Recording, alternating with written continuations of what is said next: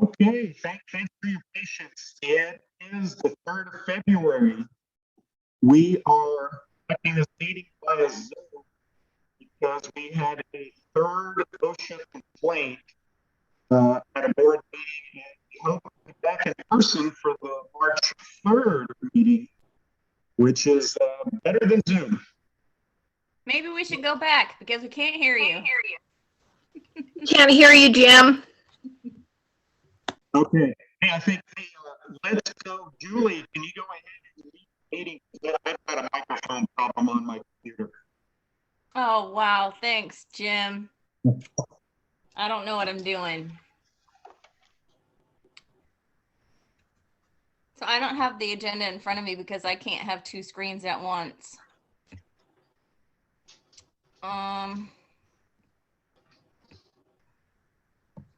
Can you hear me well enough? If we can, we'll have a call to order and a roll call. And yeah. I see Julie Feast, Spencer Gordon, Mary Schilling, and Steve Ryan. And Christina Simpson. So I think the only one not present with the board is Eric. And he sent a note saying he's unable to make it. So can you hear me good enough? Yes. Okay, great. With that, item 2, the approval of the agenda. Is there a motion to approve the agenda or revise the agenda? I have a motion to remove item 10 with the for the online schooling. I'm not sure what that's about, and there was a lot of information in that, but I want to know more about what that's going to mean for our district, for just further explanation. So I make a motion if we can remove item 10. I second that. I would say that we keep it on there so we can learn about what they're talking about. And Yeah, then, I agree. Okay, we'll take the motion out of it then. Those are always just suggested. So if you're not comfortable making a motion or no one seconds a motion, so it is a request for action. It doesn't necessarily mean you have to take action. Well, somebody would request an action and then take action and second it. And then if I say no, then it won't, I don't know. I just feel like it will get passed without further review. That is possible. So if you make a motion to remove it, then you're not going to discuss it tonight at all. Okay, well then we'll talk about it then. I'll just put out there I want to talk about it. Okay, let's go. So I remove the motion. Rescind the motion. Okay. We hear your concern about it. All right. So let's make that we'll go ahead. So motion to approve the agenda as is. I'll make a motion. We approve the agenda as presented. I second that. Second. All in favor, say aye. Aye. Aye. Aye. Okay, motion passes. Item 3, we have a thank you from Ben Messner and Advanced Health for the donation of $5,000 each of our district schools to help students in need. Thank you, Ben, for that. Item 4, public participation. Board welcomes comments and questions from the public. This meeting will be heard virtually and will be streamed to YouTube. If you wish to address the board, email Secretary Amy Elliott in order to receive a link. We ask that you limit your comments to 3 minutes. If more than one person is addressing the same topic, we ask that you appoint a spokesperson to speak to the group. Speakers may offer objective criticism of the school operations and programs, but the board will not hear comments regarding individual school personnel. So with that, Amy, do we have any public participation tonight? Sammy Pearson was our only person that had, and she is present. So I think she can, I think you can start your camera, correct, Sammy? Can you hear me? Yes. Okay. Good evening. First of all, I'd like to say congratulations to Kelly Barnett and Kevin Bogatin for being recognized by the Bay Area Chamber for being outstanding educators. And since the board doesn't allow comment at the work sessions, I would like to address the last work session tonight. Throughout the meeting, there was a discussion about needing parent input on the draft of the non-discrimination policy being crafted. As a parent, I would like to give you my input. I would like to see what is referred to as Statement 4, Version 1, put into the resolution. The district needs to commit to being inclusive and providing equity in order for all of our students to succeed. Equity recognizes that each person has different circumstances and allocates resources and opportunities to help everyone succeed. I would hope that it is in the board's interest to see all of our students thrive and succeed. Our students have different backgrounds and life experiences and need to be treated as individuals with compassion, understanding, and equity. This is not a one size fits all.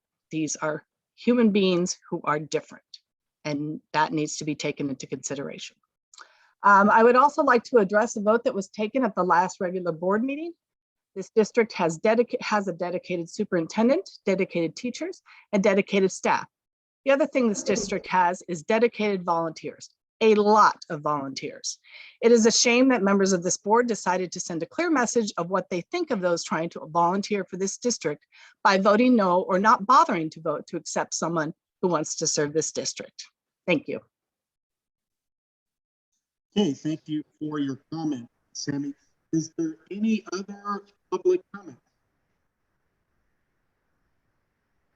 Unfortunately, we did not really allow others into this meeting. So these are all panelists. So unfortunately, we don't have anybody else. Okay. All right, with that, agenda item 5, communications, any board reports and communication. Any board reports out there? I wanted to say something about policies, and on the agenda, there's lots of policies tonight. And I'm just going to say that it just seems like our hands are going to be tied as a school board with the way these policies come out. It seems like that we're going to be out of compliance if we don't just adopt them the way they are. And if we change them, then they won't be how the state wrote them. So we might be out of compliance. I had a whole huge letter that I wanted to read, but with all this technical issues, I'm not comfortable with reading that. But I just want to say that it's really difficult to do and research all of these policies that would affect our school and our students, because it seems like there's control from the state and not from the parents. It takes away the parents and the families and the local voters' power and essentially just gives it to the state the way the policies seem to be written. I don't approve of that type of control. So I just want to make it known to the voters and the parents that I'm trying to figure out a way to make sure that the policies that are being handed down through the state to the schools, right now, we just kind of have to accept what they have, because I have not found a way to figure out how to change them and still be in compliance. There's a lot of policies, and there's a few that I don't necessarily agree with. The new one that we have that's on the agenda tonight has something to do with the graduation credits. I don't think that I appreciate that, of lowering the credits. It's like an ORS or something, so I don't think it's a policy. But I don't know, I just want to let the parents know that when we accept these policies, I might not necessarily agree with all of them. So just so they know that. Okay, thank you for your comments, Julie. Any other board comments? Yeah, I wanted to make a comment. So I was at the chamber lunch where they did announce the winners, and so for the outstanding educators throughout our community. So there was winners from multiple school districts and everything. And so I want to congratulate everybody, but specifically, as was actually mentioned earlier, so Kevin Bogatin and also Kelly Barnett won an award there, which was fantastic for our community and our school district. So congratulations to all those who won. I want to add to that. Yes, I want to congratulate Kevin and them for receiving that award. I think you really do deserve it, if anything. When it comes to the policies, I've read them actually several times. I mean, to me personally, they look fine. They look, they've been around for a long while. They just made some minor edits here and there. Personally, most of them seem fine to me, seem equitable to what's going on in our education system these days. Okay. Thank you, Steve. Any other board comments? Oh, I would also like to congratulate Kevin and Kelly for their awards.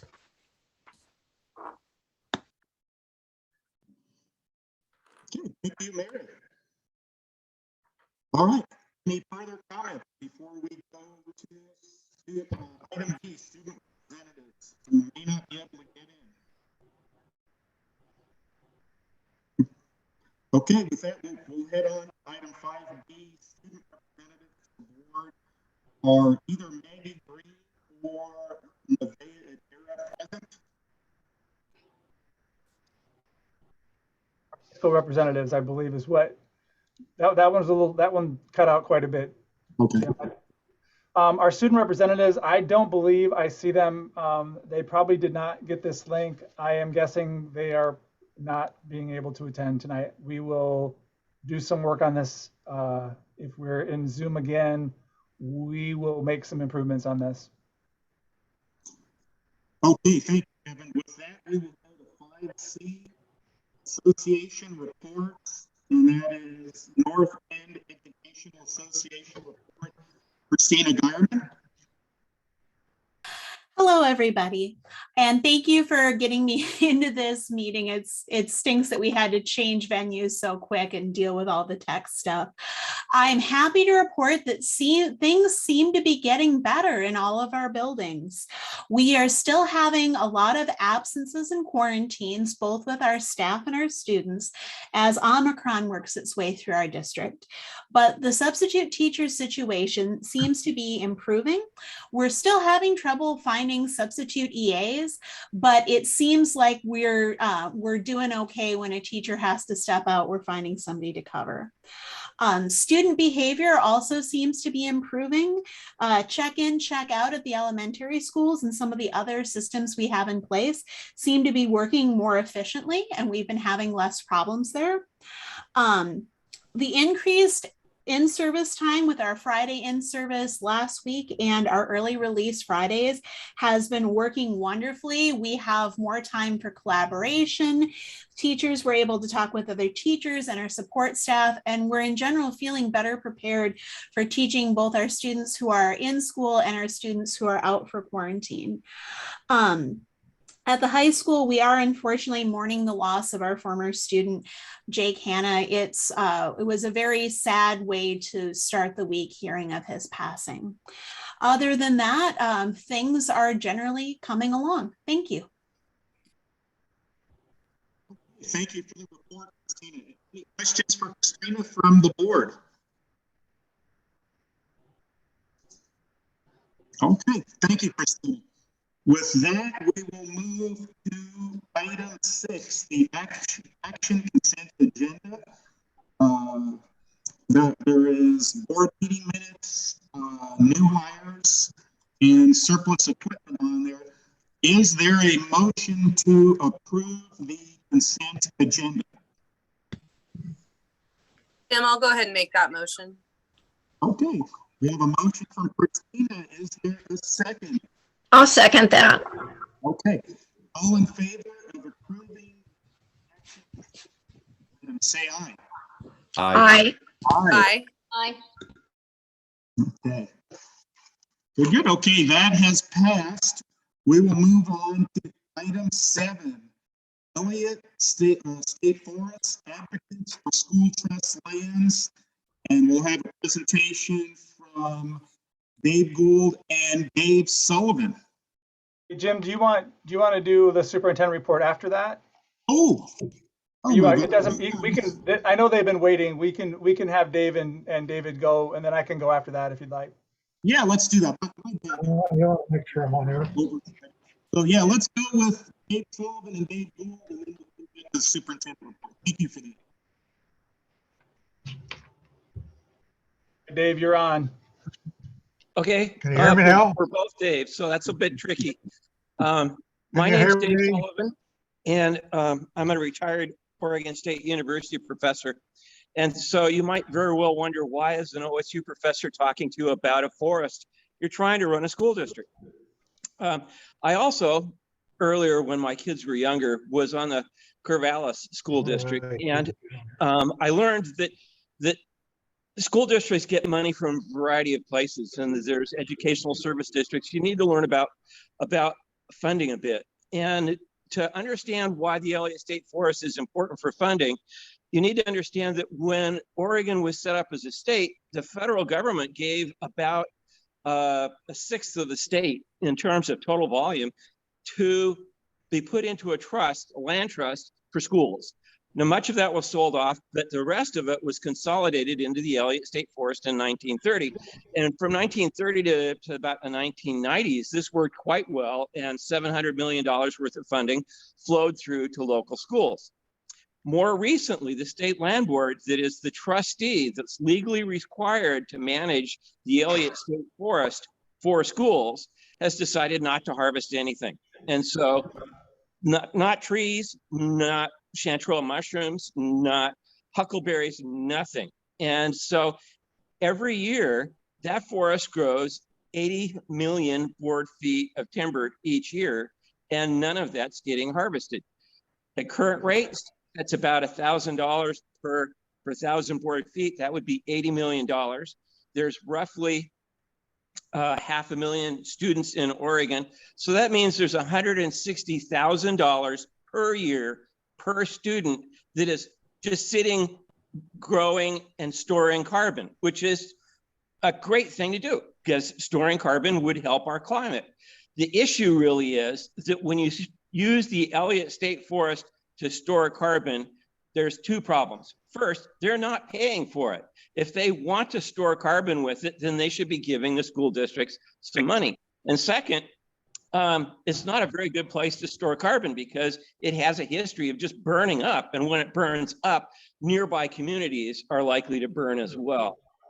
So this is not something I would expect the North Bend School District to want to step up and actively pursue.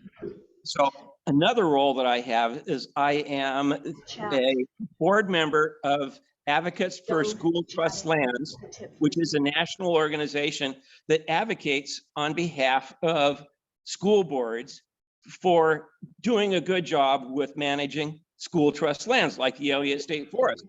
Currently, we're advocating in Montana because Montana has decided to give water rights from school trust lands to local ranchers. This is a real common thing nationwide for school trust lands to be rated because, hey, they're available and politicians like to grab them and put them to some other purpose in schools. So what are we asking you to do? It's very simple. We just would like you to sign up as a member of Advocates for School Trust Lands. It'll only cost $75 for the entire district.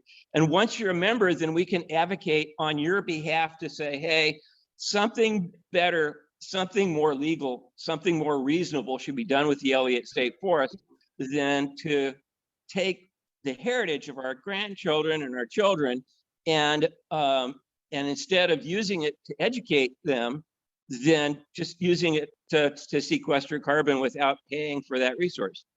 Now, I think that was about 3 minutes, but I'm a retired university professor, so it could have been 5, and I hope I didn't overstep things. I'm gonna shut up now. If you got questions, I'll answer them.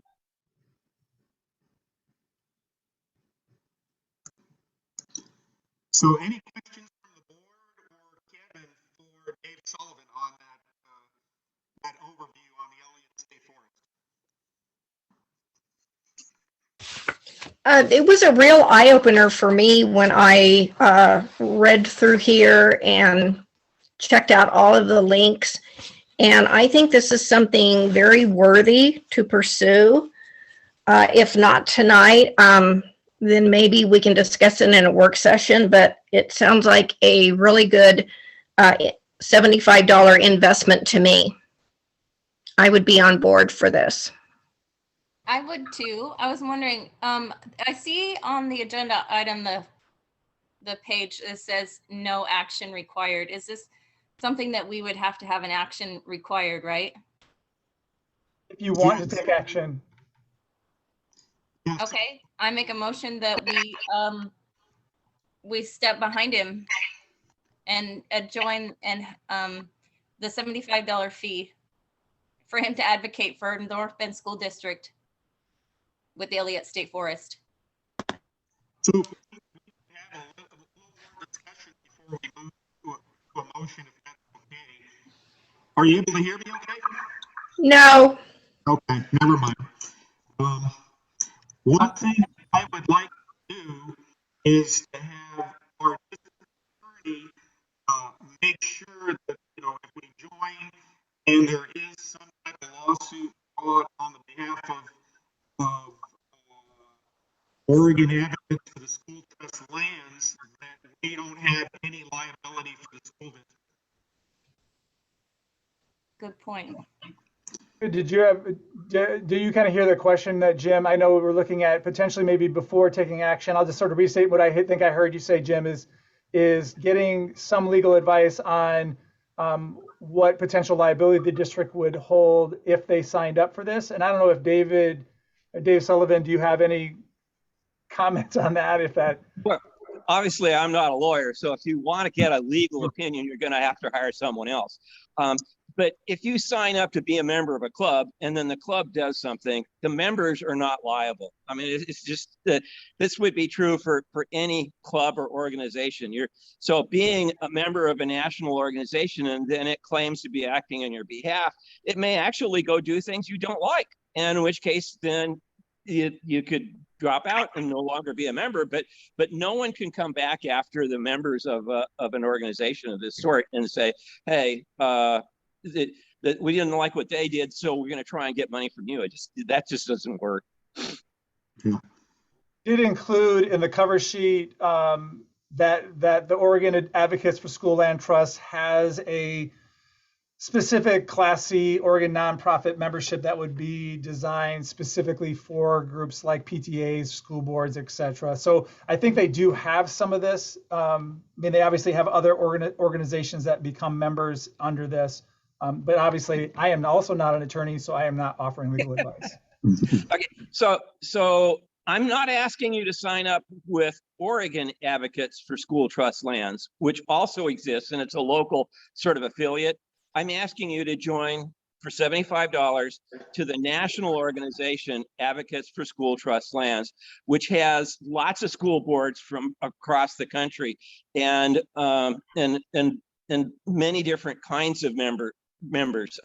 Some of which are, many of them are students or teachers. I don't remember the exact number of people. So okay, I would just like to say I completely agree that I think that we should join, but at the same time, I would like to look into it just a little bit more, and we can always put it on the agenda here in 2 weeks or something like that, because there are some coverages that I would like to see that are in place. And although I'm not a lawyer, I am an insurance agent, and so there are some things that I'd like to look at. Can I say something? So, can you hear me? Go ahead, David. There's a Senate Bill 1546 in the legislature right now. They're trying to ram this through, and they don't even have a fair market value, and they admit that. They're very illegal, and this is why we're trying to get this started, is to protect the children's fund. And I've talked to many lawyers, and you have to understand that Oregon School Board Association is also a member of Advocates School Trust Lands. DSL, State Land Board, is where I got the name from to find the organization. And when I found it, it was 11 years ago. And the lady that formed it before that, came to Oregon to our first board meeting in the Hall of Champions with DSL members at our meeting before the first state board meeting on the subject over in the Marshfield Fire Hall, the new building they had over there. And this is very legal, very going forward and everything else. And we really need support soon because it's, these people are very smart people and they're ramming this through as fast as they can. And you're losing over $1 billion. So that's where I'm at. Thank you.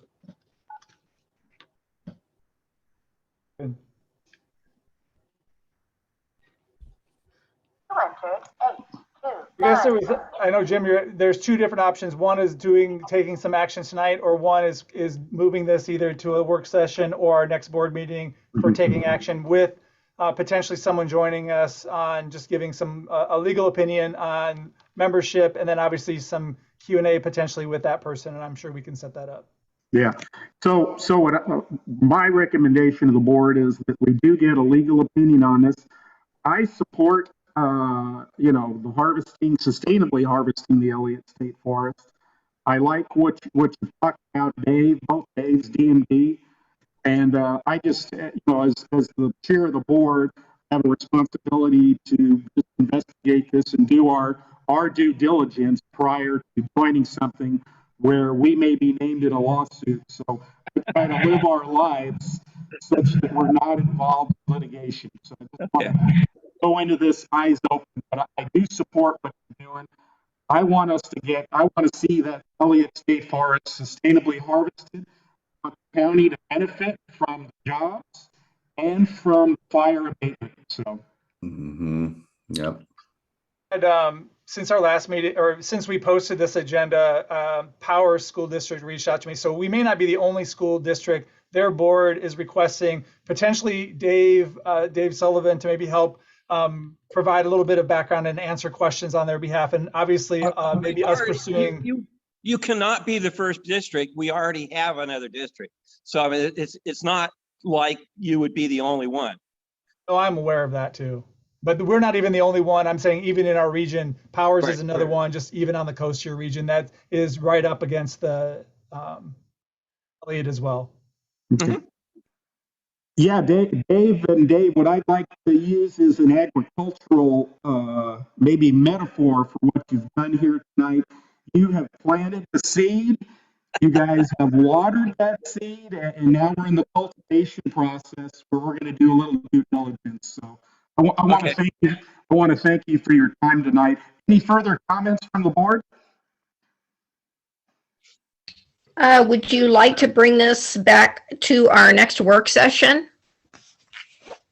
Yes, I think we can do that, cover this in a work session, or bring it up on the next March 3rd board meeting.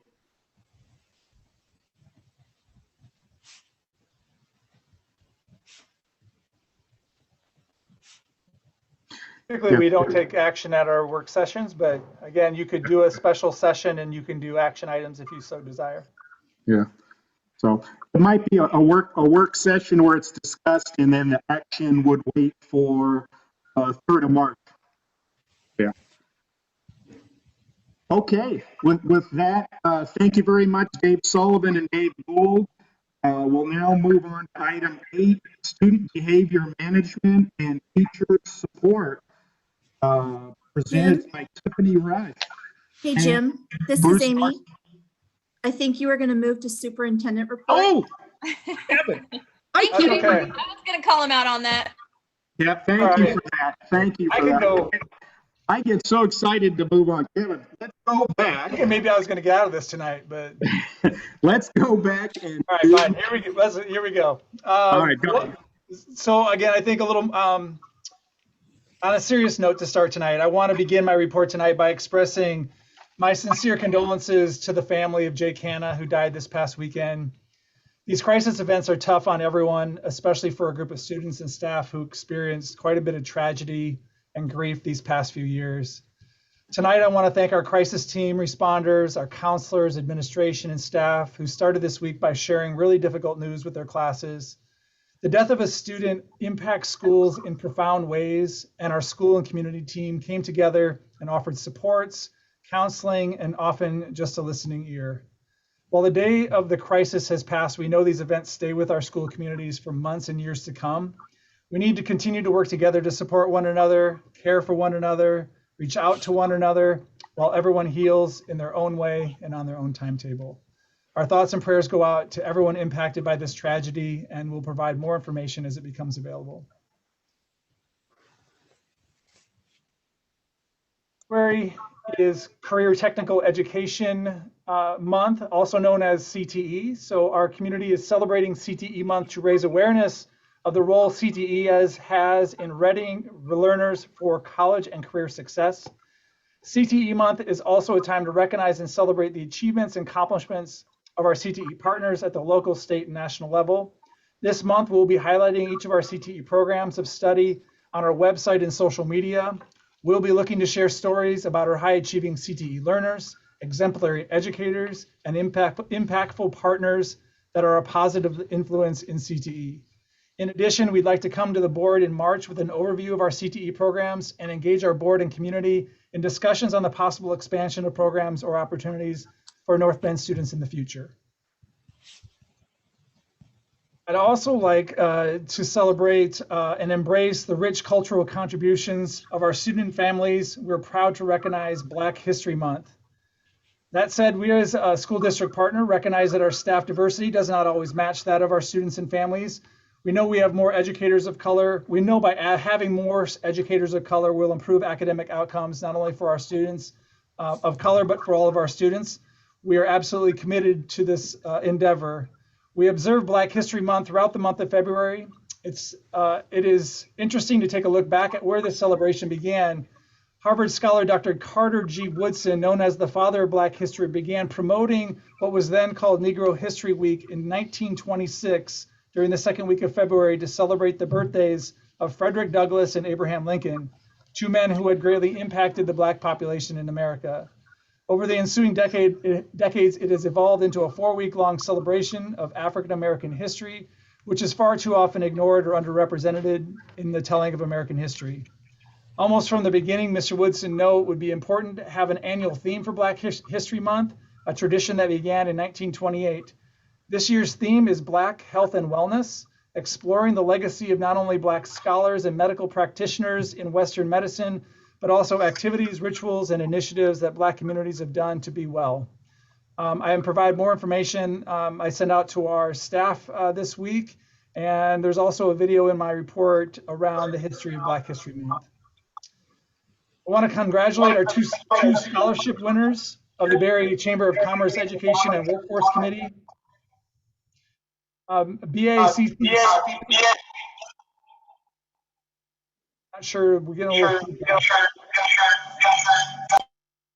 Jim, we need you to mute your mic, please. I think it's coming from Jim. All right. Sorry. I want to congratulate these student scholarship winners who each will be receiving $500 to help further the education after high school. Students were selected based on their outstanding leadership roles, service in their school and community, academic ability, and character. Charlie Stark is a senior at North Bend High School. She's been the drum major of the school's marching band this past fall. In addition to leading rehearsals and sectionals and conducting the band's halftime performances, she is also involved in several community service clubs such as Z Club, NHS, and her church. Charlie's favorite subjects are mainly English, science, and music. She loves studying aspects of science such as biology, psychology, and forensic science. She loves being outdoors and partaking in soccer, swimming, golf, and when she takes a moment to relax, she loves to read. Charlie's is an excellent student and plans to go attend Corbin University this coming year. Our other winner is Amariah Goslin. She's also a senior at North Bend High School, and a very active member in our community, giving countless hours to her church worship team as a singer, drummer, and keyboardist. She has participated in beach cleanups, buying and wrapping gifts for the Giving Tree, and cleaning and painting houses. Through school, Amariah has assisted with technology at graduations, track meets, worked as a lifeguard, dressed as the mall Easter Bunny. I'm not supposed to say that to kids present, so hopefully there's not very many kids listening. And she's participated in Got Talent Coos County Read Sport for 2 years and sung the national anthem at local events. I want to congratulate Mariah and congratulate Charlize on their recent scholarships. In January, the board voted unanimously to approve the $22.695 million bond resolution and move forward with the submission of required materials to the Coos County Elections Office to get the measure on the May ballot. Late last week, we were notified of the approval of the bond language, and the measure will be officially noted as Measure 6-195. We're now working on putting together informational materials that include the costs of projects and proposed projects and costs in each building. I've also heard that there is work being done to develop a political action committee that will work to inform our community voters. We'll have some sample flyers and information together soon on our website, and I'll make sure that our board receives copies of that information. And lastly, I'm calling this, the title of this is School of Rock. I appreciate the ongoing creativity of our teachers, and I'm excited to share that in the third trimester, North Bend High School will be offering a history of rock and roll class. This class is going to be offered as a college credit course for those interested, but can be taken without college credit as well.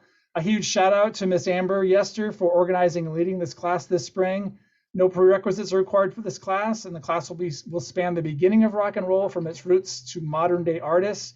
Might be something we want to hear about a little bit later on this spring. So all I have to report tonight. Hey, thank you, Kevin. Any questions for Kevin? Okay, with that, let's go to item 8, student behavior management and teacher support, presented by Tiffany Rush and Bruce Martin. At this time, Jim, I'm going to start us out here.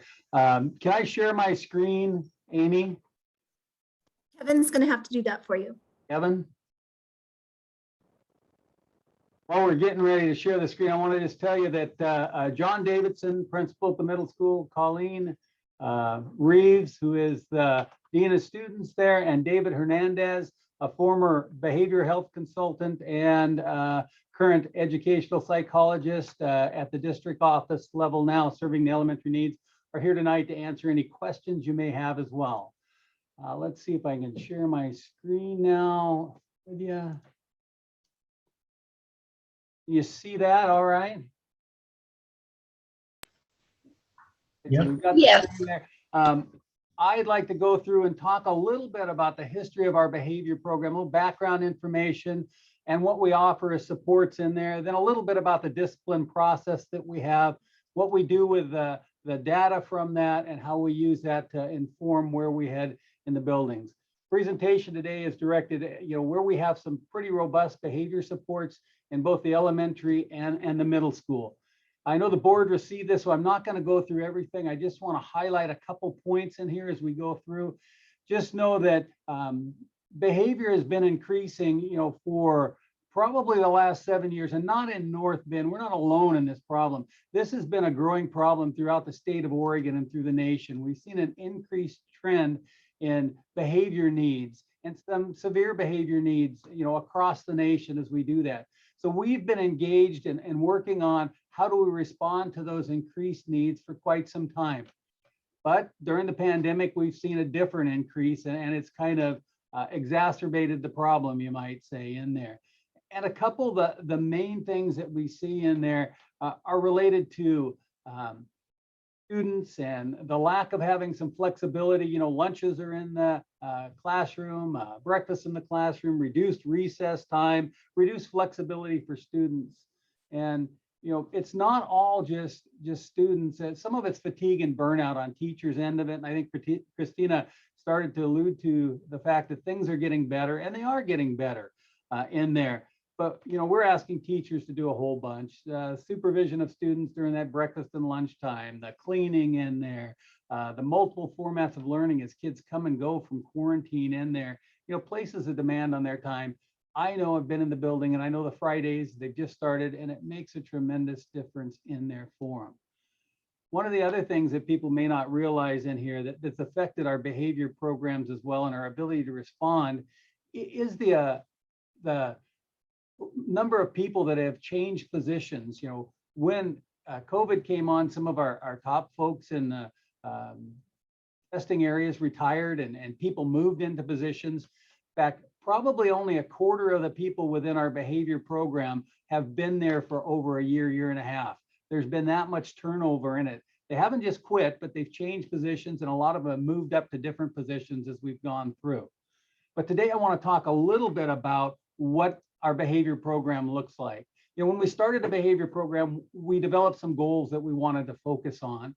And then we put together a structure that we wanted to see those programs have. And the structure is flexible enough to know that each building is going to have some different needs, and those needs are going to change over time. And we need to respond to those needs and the changing needs that they have in there. We wanted entry criteria and exit criteria. We wanted it to be data driven. We wanted it to be available to all students that needed the supports in there. And we wanted families involved in the process, and we wanted to train, so we responded consistently to behaviors, you know, throughout the elementary and middle school areas. We know there's lots of contributing factors that result in behaviors. There's a whole bunch of them, but I think one of the big things that I want to talk just a little bit about are some of the student needs in there, the typical data that goes along with it. We found as we tracked behaviors for a while that 30 to 35% of the behaviors, the difficult behaviors, could be related to academic deficits in there. You know, because kids had the inability, or there was some kind of issue with learning, that it was such that they were frustrated, actually behaviors came out of that. And so that's that 35 to 45% in there as we track those kids with significant behaviors. Lagging skills was another issue that came in there, along with trauma. Now, when I'm talking lagging skills, I'm not talking academic lagging skills. I'm talking lagging skills such as not knowing how to deal with a social situation, and needing some help at how to deal with those social situations, or how to deal with their feelings and their emotions were building within them, and how they could control those emotions. And that's another 30 to 45% of the behavior problems we had. And then we had 10 to 25% of the problems a result of sensory issues, some anxiety, and some attention issues that they had in there related to that other 10 to 25%. It adds up to over 100%. Some kids have multiple areas that they have some of those issues in there. But when we had behavior problems, they usually were associated with one of those three areas, or a combination of those areas in there. So we've tried to develop a program that would address those areas in different ways as we've done that. And you can see the diagram up here with a student at the center, and you see green at the bottom going up to an orange to reddish color at the top. You know, those green type of things at the bottom are things that are available to all kids. As you go to yellow, those are available to those kids that are in that middle level of behaviors. And then as you get into the red area, those are the type of things that are available to those kids that are really struggling with behaviors. And our goal is to help the kids deal with the behaviors and help to begin to come up with a solution of how they can respond to those situations differently and change the behaviors within the kids so that they can deal with it. Outside in the blue area, the programs that we use to respond to those situations and we implement within the building with fidelity in there. The green area is our behavioral health consultant that the buildings have. And then of course, admin oversees it all. What's that look like for teacher supports in there? You know, check-in and check-out is a big key to this, and there's staff within a check-in and check-out program. They provide de-escalation strategies for kids. They provide support and sensory breaks for some of those kids that need that. They provide social groups that teach kids those lagging skills and help them with those lagging skills as they go through.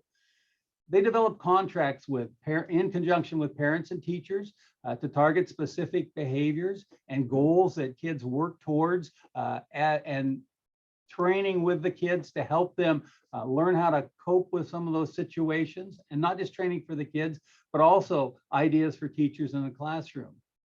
They do individual support. They do crisis response, you know, those severe type of situations that arise. They refocus, they have a refocus area, an academic support area for kids where that academic support is related to behaviors.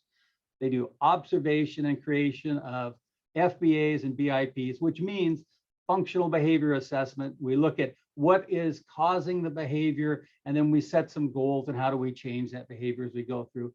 And of course, they also provide training for staff and students as well. Besides check-in and check-out, we have counseling options in all three of the buildings, as well as the high school in there. We have an attendance advocate that works as well with kids that are struggling. Attendance also has a role in behaviors, because if they're not there, there's a big gap sometimes in learning that occurs, and that can trigger that academic behavior deficit in there as well. We've also added a temporary EA staff in all of the buildings, so that we can fill in some of the gaps. We're having a hard time getting subs. That temporary EA staff allows us to cover some of those positions, so we're not going short-staffed in the buildings. And we've hired dedicated subs out of the sub pool to respond to a building even before we know people are going to be out.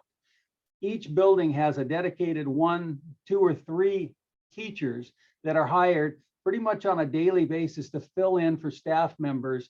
So we're not doing it last minute.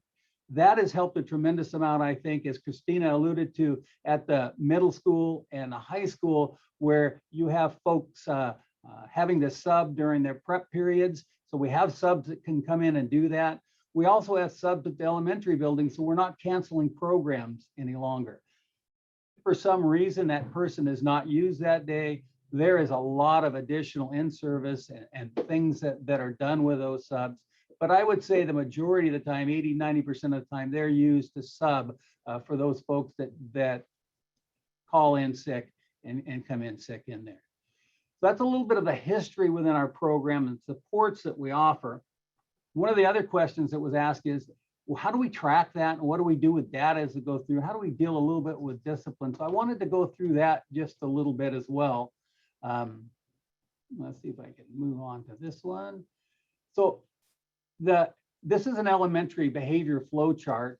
And at the elementary, we sat down and we've kind of analyzed behaviors and put them into 4 different levels as we've done that. And then 2 of the levels are initially started as classroom managed behaviors. And then the higher behaviors seem to go to behavior team or to the administration as you go through that. We have listed all the behaviors in there and tried to account for multiple different things that'll happen, knowing that there's different severities of each of these and different responses sometimes occur for different individuals because of the background they come from. Remember, we're going from a standpoint that we really need to change the behavior and we need to work with kids to change it. It's nice to be and operate as much as you possibly can in a non-punitive mode in there to get behaviors to change, although occasionally we do have to deal in that consequence mode as well. So we've identified the behaviors in here, and then we've gone to how do we respond to those behaviors with a variety of responses that kind of gradually gets higher in there. And then what do we do when those behaviors continue to happen within an individual as we do that? So we've got a list of things that we do as we go through that, and a process that we channel kids through if we need to escalate things as we do that. I've included some links down here that refer to board policies in there. One of the things I wanted to highlight in here was a suspension component in there that was implemented. I think it changed at the state level several years ago, that talks about, K through 5, you're limiting suspensions and expulsions as much as possible. And it only happens really when it says conduct causes a serious physical harm to a student or employee, or that we determine that the potential for that exists within the student's behavior. So our goal is to keep kids in school, to do what we can to change behaviors, work with parents to do that in a positive manner. When these behaviors happen, we do document those things.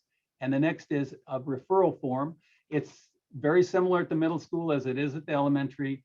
We have lots of different types of data we collect in there. We collect things such as location, type of violation, what happens, how do we resolve that issue that comes in, what's the possible motivation, when did it occur, the date and the time in there. So we document those things and we track it.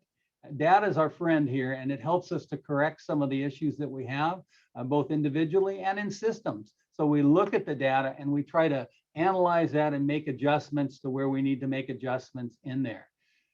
Some of the data that we have, I pulled a couple things from Who Knew It that shares some of the data that we have.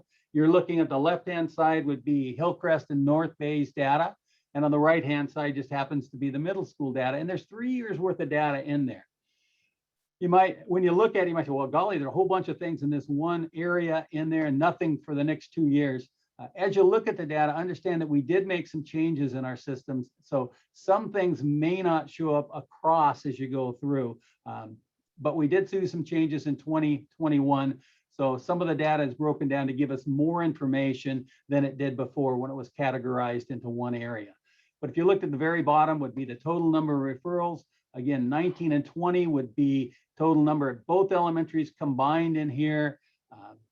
2021 was last year. And as last year, we weren't in person very long, or we had just half-day instruction for kids. So a lot less number of referrals in there. And then where we currently are this year. Same thing again across at the middle school as well. So that's a little bit about incidents by count and the area that they were within. The next set of data that I have on here is how do we track and trend over time? Each one of these is a week in there and a data point for number of referrals. This happens to be all 3 schools combined in there. The number of incidents that occurred in there. Some of them are small incidents, some are larger incidents. Anything that was filled out on one of those referral forms in there is tracked and we look at the data. Interesting to look at the data from last year. The kids weren't in school. And of course, we would expect not to see the number of referrals not being in school, but you see some parallel and some comparisons in here. You know, over time, certain weeks have traditionally been higher weeks as you go through. The yellow line in here is this current year. As you look at it, you see some breaks in here, which would be Christmas time or spring break or winter break time in there. The last full regular year we had would have been the blue line in there. That would have been the 18-19 year, one unaffected by any COVID related activities. The others are you know, the following years sequentially in there. 1920, we got to March and we ended and went to CDL in March. So you'll see there's no data really behaviorally from that point on because we didn't have, you know, kids in school during that time period.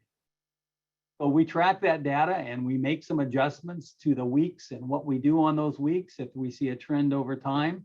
And we can do some different activities that relate to what we need to do to hopefully reduce behaviors. The last screen I have here of data that we have deals with some things that we use a little more. Where are the incidents occurring? And we can look at times on here. If you notice in here, they're all scheduled 8 to 10, 10 to 12, 12 to 2, 2 to 4.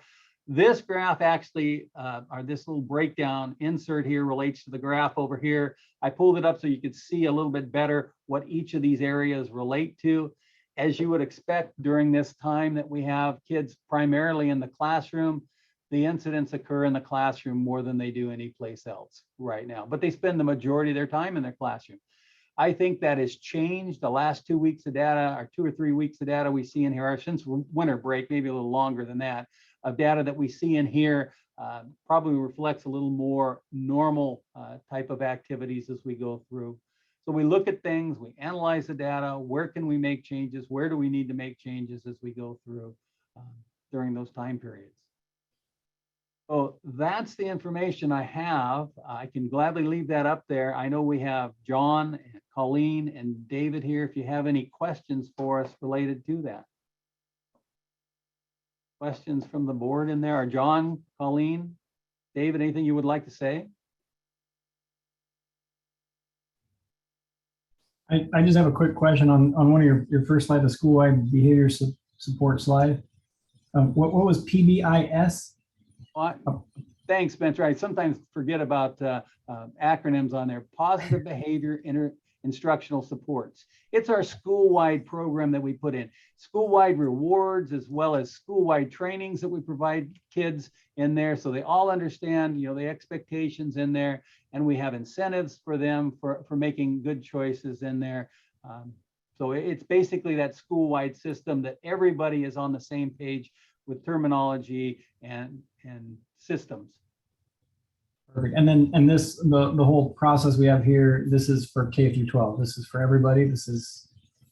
It's the check-in and check-out, this system fits more within the K-8 model more than it does at the high school level. It's a little bit different when you get to the high school level.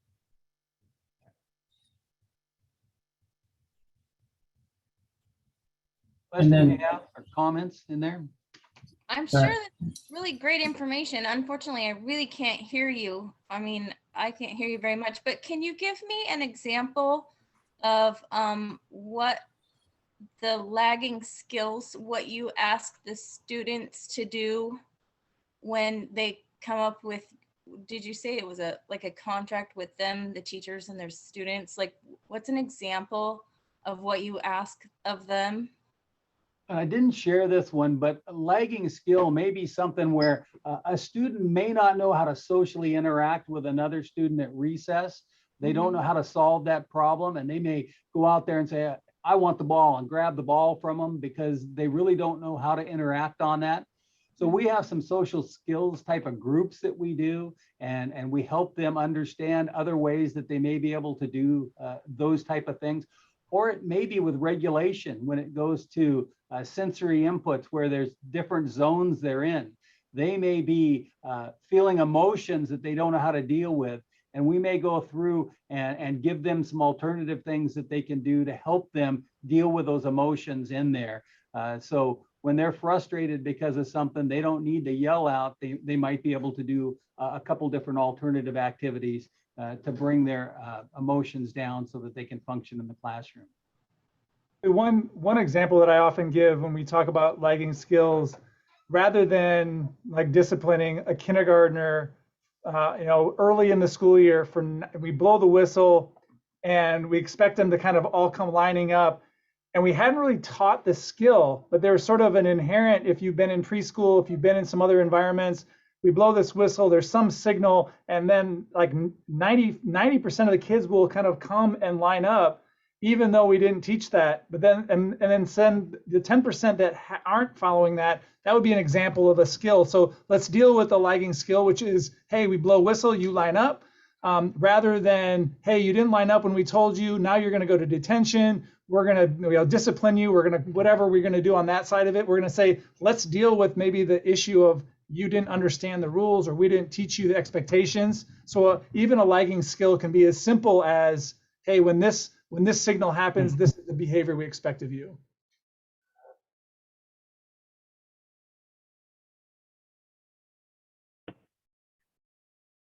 Other questions in there? So you are seeing a trend in the positive. Yes, we are. We are seeing a trend in the positive, both from getting kids back into more normalized routines, as well as we're seeing a decrease in the number of behaviors that we were seeing within the classroom. Confirmed. Today, I spent a couple hours doing classroom walkthroughs with Daryl Johnson, principal at the high school. And he made a comment, like, it's been kind of up and down, but definitely a huge improvement in just general behavior from the beginning of the first couple months of the school year. We came back in January. You saw that spike on that chart, and I was kind of trying to figure out January. Again, that kind of coming back from break seemed to also have a little bit of a spike. And now we're kind of in the February, and the last bit of time has been, again, we're kind of cycling into hopefully a little bit of standard behavioral pieces. A little bit more normalized. So I'm kind of hearing that from across all of our buildings, and we'll see. To tell you, not all the behavior is corrected, and I don't think it ever will be. We respond to it, and our goal is to help kids learn how to cope with those situations so the behavior doesn't become a major issue. And we want to train kids, and we want to do it, and we want to work with parents as well. So we do both of those things, to correct those. And when I'm talking behavior, those serious type of behaviors that are ongoing in there, those behaviors that are what we call tier 3 behaviors. We want to work with them to train them. They're going to be members of society. Anything we can do to help them, learn as much as they can and learn to cope with their behaviors, is going to be beneficial for everybody involved. Hey, Bruce, could you go into a little bit more detail around how we work with parents when it comes to their children having some of these behaviors when they're at school? Well, yes, I can. And it's going to depend a little bit upon the type of behavior it is and the level of behavior it is. At the elementary level, and it's going to be a little bit different here at the elementary level than at the middle school level. And I'll let John and Colleen respond to the middle school level. But I can tell you one of the things, if we go in, oops, excuse me, I'm a little fast in here, responding to level 1 and level 2 behaviors, there'll be a lot of interaction with the classroom teacher at the elementary level. They'll be calling home, they'll be talking to them. Now, not always the first time if it's a real minor thing, but if it's an ongoing type of thing, they'll call home, they'll work with the parents and try to come up with a resolution. And that works the vast majority of the time. When it goes to level 3 behaviors in there, typically it's either the behavior support team member, one of those members, or the building principal calling and visiting with the parent on the issues as well and coming up with a resolution in there. So we do get involved in that. And if it goes on and it's a repetitive thing where we get to the point where we need to put some goals in place, like a check-in and check-out contract, we involve the parent in writing those goals, and part of the goals, those what behaviors we want to target at school, what type of goals we want to put in, both positive reinforcers and some consequences in there as well. So the kids have something to work for, as well as there has to always be something. And usually we try to get a lot of those type of consequences to be, parent help with those, because we don't always want to be the folks that are reinforcing them. And most often we see that those are some of the similar type of behaviors that happen at home as well. So we can work together, and if there's consistency, we see behaviors change much quicker. John, Awesome, thank you. John or Colleen, you want to hop in at the middle school on that?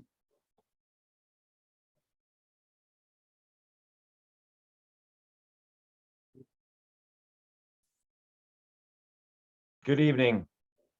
Colleen and I are in here with Tiffany, and we are wearing our masks. So if you guys have any questions for us, we can sure share with you, but Bruce has done a great job. I was at Hillcrest when we developed this document you're looking at. So the document at the middle school is very similar. The process is very similar. We make many phone calls each week. We definitely include the parents as much as possible.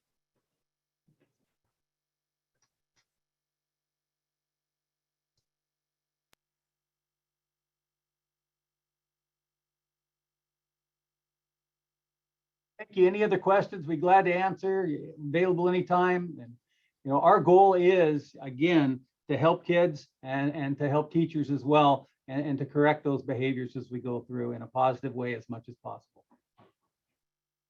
Just great job, Bruce. That was great. That was awesome. I agree. Learned a lot there. Thank you. Focus this more on elementary, middle school, and not really, we didn't ask the high school to share. We kind of felt like that was probably enough information just with our kind of K-8 level. If you'd like to hear more, I know Tanya offered in the chat to talk more about high school. We could also add high school behavior and how they deal with that. It's really almost a separate approach than our K-8. Part of it is our K-8 kids really don't leave campus. In high school, if you kind of have a little conflict, the next thing you know, the kid is out in his car and gone. And so it's a little bit different challenges around how we do behavior. And so a little bit different conversation with our SRO and different things. So we can save that for another day.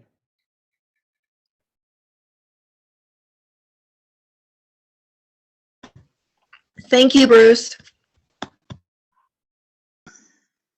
Yeah, thank you, Bruce. I heard from teachers, several teachers, how much they like the check-in, check-out process that keeps the teachers teaching. So that's a great process. Is there anything the board can do to support you guys in this, your efforts around student behavior?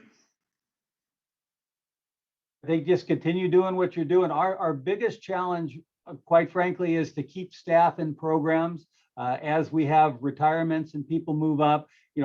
Honestly, we've had some great people in there and they've just moved on up through the system. And right now we're in the training process. We've got a lot of new people in there, and it takes time to build that capacity within there. Because of all the additional funding coming through the state level. As you can well imagine, the vast majority of the districts around are adding in behavior support personnel. And we found the only way we can really get those people is to grow our own and to really work to have people with the right characteristics move into those positions and to help train them to support our behaviors. Okay, well, thank you much for the time this evening, Bruce and team. Next up, if there's no more questions from the board, we'll move on to item 9, graduation requirement policy. And that'll be Carol Johnson and Tanya Cinco. All right, there you go. You know, I had on my screensaver, I'm going to put that image up again. Take a look at that good looking fellow there. That is grandson number 5 of mine. And there's a purpose to my showing it. This is my first grandson who was born here in North Bend, lives here in North Bend. And it's my hope that he would be a 4th generation bulldog. So his great grandfather came here, his grandmother came here, his mother came here. And it's my hope that my grandson is able to come to North Bend High School and take classes and work in a school that's guided by a school board that feels empowered and in control of their own policies.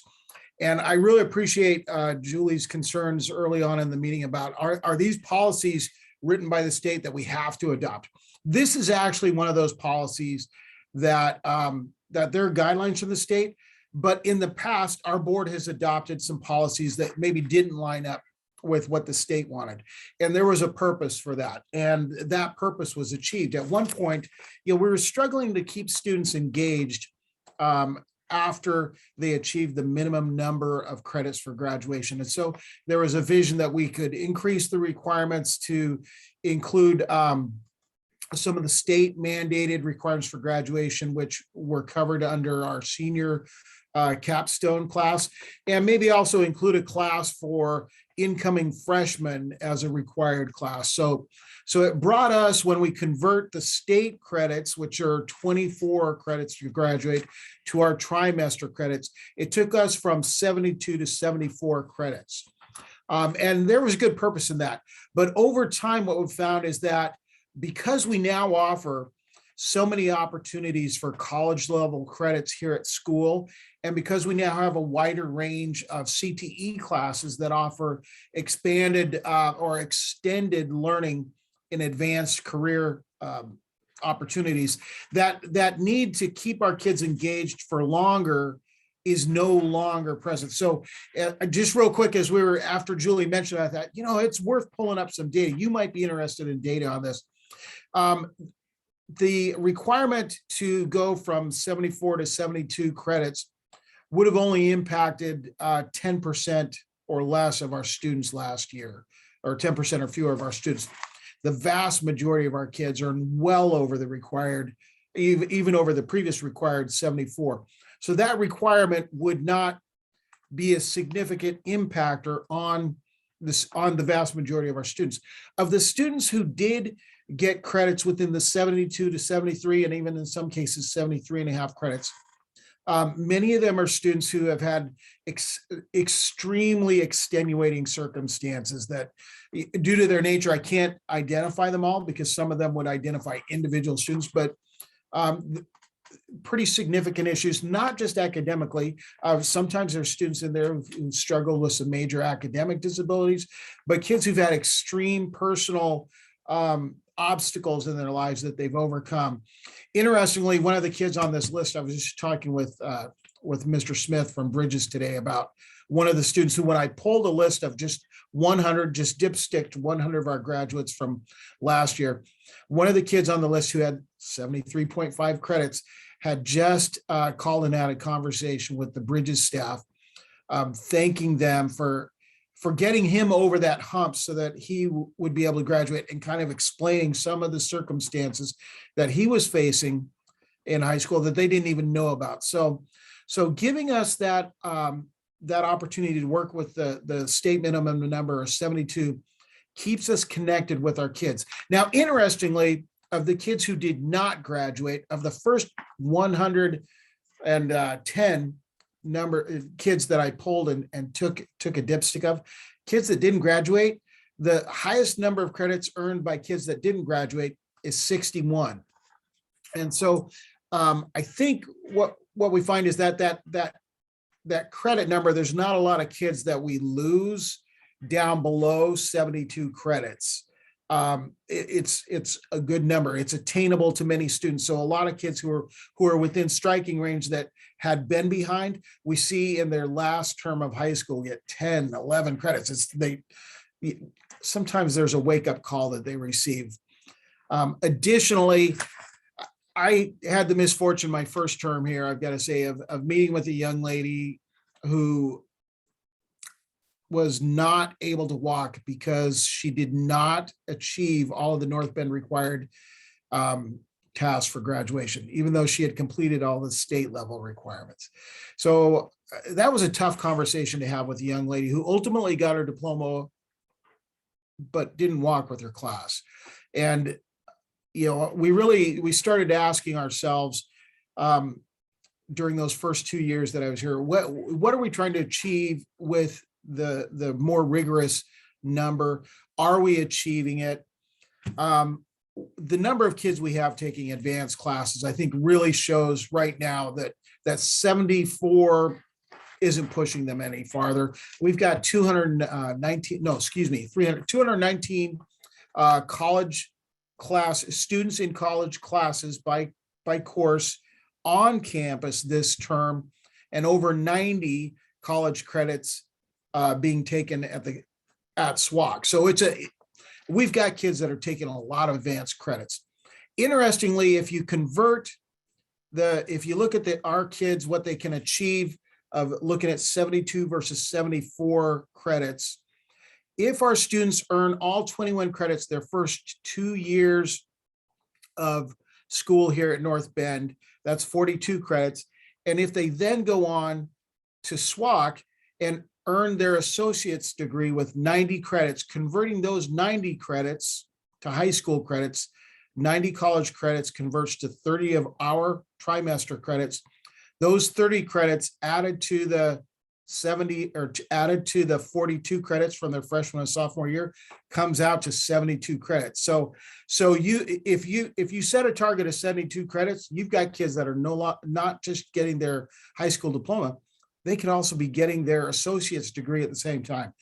72 or 24 of the semester credits, now 72 of trimester credits at our school, I believe is the right number. But ultimately, and this is for our board, you guys get to decide, because this is a policy you control. And we're asking, as you read this policy, to consider that information and the information I've just shared as you consider changing the number of credits required for graduation at North Bend High School from 74 to 72 to align with the state standards and to allow our families to have the ultimate local control over what their students are doing during high school. Give them the freedom to say, well, my kids achieved what they must achieve to graduate. I would like them to have work experience or do more college time. And we believe that putting local control extends all the way into the family. So we're asking that North Bend High School, as we run into our trimester basis, be able to move from 74 to 72 credits, which is the equivalent of the state required 24 credits. And then Mrs. Cinco will take the next section. Good evening, everyone. I hope I don't echo through the wall to Daryl here. The next little piece of history, the background that we have is we had 2 previously required credits that were dropped from our North Bend High School course offerings in the 2020 and 2021 school year. And so we're looking for those to be removed from the required courses for the standard and honors diploma. In doing so, we would allow for students to take 2 additional required elective courses that would expand their ability to step into the CTE realm further and or to pursue dual credit opportunities. The course that we had that was entitled Freshman Academy has been replaced by a class that's called Pacific Northwest History, taught largely by Dustin Hood and Gary Prince. It encompasses the material that was covered in the freshman academy, and it adds a bit more of a social studies flavor and some local history, work with studying of different tribal groups, and researching into those areas, and our local economies and ecosystems is folded into that. The other course that we have changed is a course that we had called Senior Capstone. I'm an old donkey, I've been here a long time, and so advisory, once upon a time, was the way that we had students do their career planning and career tracking. And then many years ago, we modified that into, instead of a 4-year advisory program, it then became this singular class called Senior Capstone. And as we thought a little bit more deeply about that class and what we were asking our seniors to do, we felt that in shifting their focus to post-secondary to this one singular class in their senior year, that we really weren't allowing them to kind of think the process through. And we wanted to give them more time to do investigation and research of what they hoped to do beyond high school. So we took that class off the agenda, and we've brought back our advisory, which meets roughly twice a month now. In the future, we are hoping to partner with a new to us data platform called Kuder, Kuder, which is something that will help students to monitor and track their progress, especially as it relates to activities to further their post-secondary goals. And so this was a class, the Senior Capstone, that we no longer have, that was happening in winter trimester. And we just felt like that was too much of a crunch to ask students to do the career-related learning experiences and the research and these different things. We were finding, well, I've already written my OSAC essays. I've already done these activities that I have to now document. I had to do those previously so I could be eligible for scholarships, so I could apply for financial aid, and so forth. So in removing those 2 previously required classes, we're opening up opportunities for students to dig deeper into what they might want to do after high school, whether that's CTE or dual credit, or even in some cases, a work experience that they might be pursuing. All right, Daryl, back to you. So this next section that we wanted to address is the modified diploma, which that is spelled out in the OARs. That is the part that I don't know that we could modify from where the state is set, but under the modified diploma, it should include 6 rather than 9 math credits.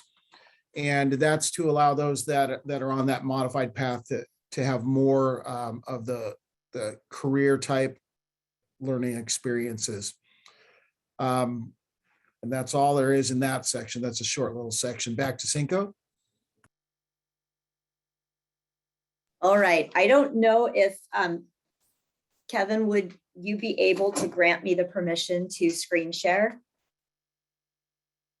What I'm hoping to show you in these 2 visuals is what is currently the flowchart requirement for our honors diploma, and how, as a staff, we kind of reviewed what that looked like and the different steps that we've taken to modify what we're labeling that particular document. So instead of calling it an honors diploma, we thought, that might be just a little bit disingenuous, because when you say honors diploma, especially as you go on to the collegiate level, it implies that a person is going to be in the honors of a particular institution, which may or may not be the case. And so the name honors attached to the diploma, yes, it means something for our school district, but beyond, as students are going into the world of work or whatever their next step might be, it doesn't carry the same kind of emphasis or prestige that it might imply. So what you're looking at right now is our flow chart that we have, which is currently in place for our juniors and seniors, so class of 2022 and 2023. We didn't think it would be equitable at all to suggest a change immediately in this process. So we tried to kind of take a forward-looking approach toward it. The main components of the honors diploma, in addition to the academics, which are 3.5 GPA accumulated and a 78 credit or more total by graduation. It also included areas of emphasis, which are below. We've retained those, and I'll say a little bit more about them. Areas such as foreign language, language arts, mathematics, social studies, science, fine or applied arts, and career and technical education. Two other components that were part of the honors diploma that give our students a lot of angst right now are school participation and school and community service. And I say that because we've all experienced and are experiencing the pandemic, and we know what types of restrictions have been placed on our students and our communities in the areas of being able to volunteer, to job shadow, to be among other people that you're not normally among. And so that was really concerning for a lot of us. Participating in an extracurricular activity and or a club.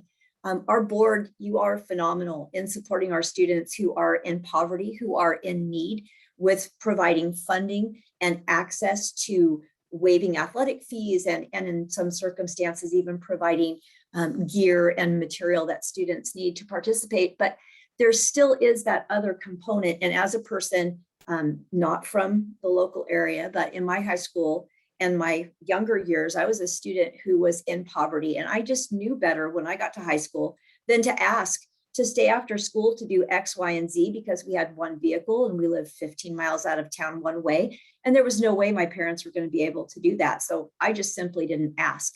I didn't want to kind of put that on them. So I can kind of empathize with that piece. We also have a lot of students who, through the pandemic, have had to take on more adult responsibilities, watching younger siblings, even taking on jobs. And so that school participation piece has been a little bit concerning for some of our students. The club aspect, we have lots of clubs at North Bend High School, and we have a diverse array, but again, because of the pandemic, many of those had to go on hiatus and they're not back in their current form. And quite simply, even though we offer a wide menu, sometimes there just isn't that club that a student wants to be involved in. So that was an area of concern that we talked about in addition to the school and community service. The last component that's in the middle of academics that at the moment, and I know Tiffany, she's a wizard about state testing and so forth. Right now, the Smarter Balanced is something that we must offer, but students can choose to participate or not. We have to offer that opportunity. And as I'm sure many of you are aware, having students that are college age, the SAT is not as important or impactful as it once was in terms of college admission. Likewise with the ACT. So this was the old version that our current seniors and our current juniors are following. Our proposed change is a diploma with emphasis or emphases. And I'm just gonna like fast track to the end graphic because I think that kind of shows in a nutshell what we're proposing. What we're proposing for students is that they would all meet the universal requirement of a B grade in the classes within their area of emphasis, be a student in good standing, and be on track to graduate in 4 years. And I'll come back to exactly what those things mean. So we kind of envision it as a tree. Those are the ground roots requirement. The areas of emphasis are the support, and then the little tufts of green are the different areas of emphasis a student could select. So we're still capturing the same kind of emphases that we did before. We're kind of articulating what we would want students to do within those different areas in a slightly different way. So the universal requirements were earning that B course grade in all the areas of emphasis, the classes that you're taking there. We didn't have anything that spoke to specifically what good standing meant, and we thought that was important to articulate. Unfortunately, sometimes students make poor choices when it comes to high stakes courses. And we had some incidents along the way where there had been some plagiarizing or some cheating, perhaps, maybe things that were dishonest. But we also want to make sure that students who are going to apply for a diploma with emphasis also are those students that don't have those kind of behavioral infractions or involve in illegal activities. We do want our students as well to be on track to graduate in 4 years. And in order to meet these emphases, I think what you'll find is that that number of 78 credits is about where students are going to be, depending on which area of emphasis or how many areas of emphasis they could choose. They can presently select 3 areas of emphasis right now. As I spoke to our different PLC, professional learning community groups, we had large conversations and small conversations about what is it that you would like from your department? What would you like to see? What makes an honorary type member of your content area? And so we kind of came up with a collection of requirements that are pretty parallel as we moved through the different areas. So for mathematics, they decided that 4 years of math would be important with completion through Algebra 2 or higher. Some of our students enter high school, like this kid right here, whose math brain did not mature until junior year. And so math was really, really difficult for me. I got through Algebra 2 in high school, and going beyond that would have been a real big stretch for me, although I was strong in other areas. Within the math classes, the math department wanted to see a grade of B or higher in those different math classes. In science, 3 years of the required science classes, which we currently have, with at least 2 of those at the honors level. Those honors levels are built in to our science courses, and any student can participate in those honors levels if they so choose.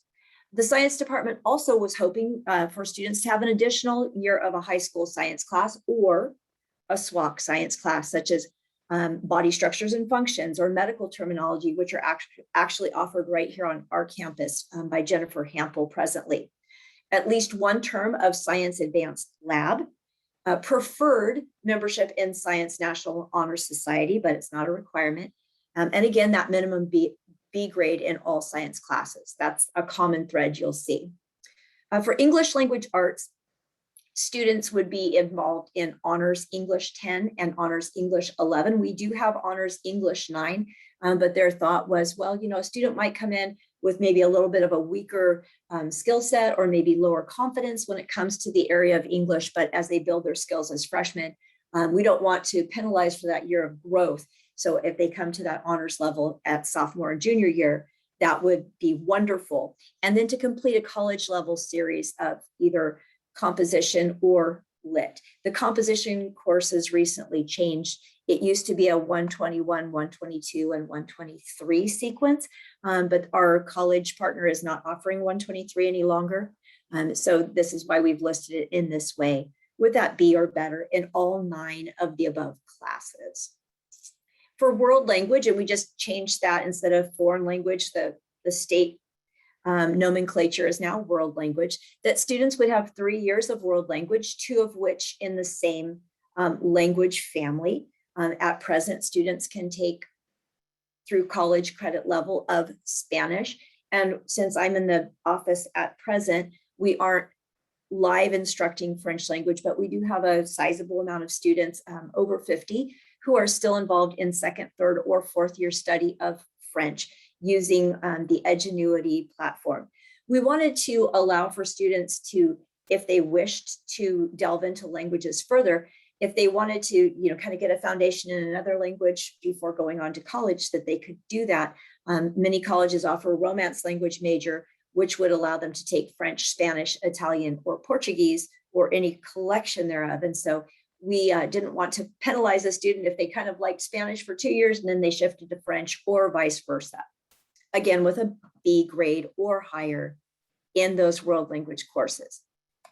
Our CTE programs have their very own specific requirements of what constitutes a completer.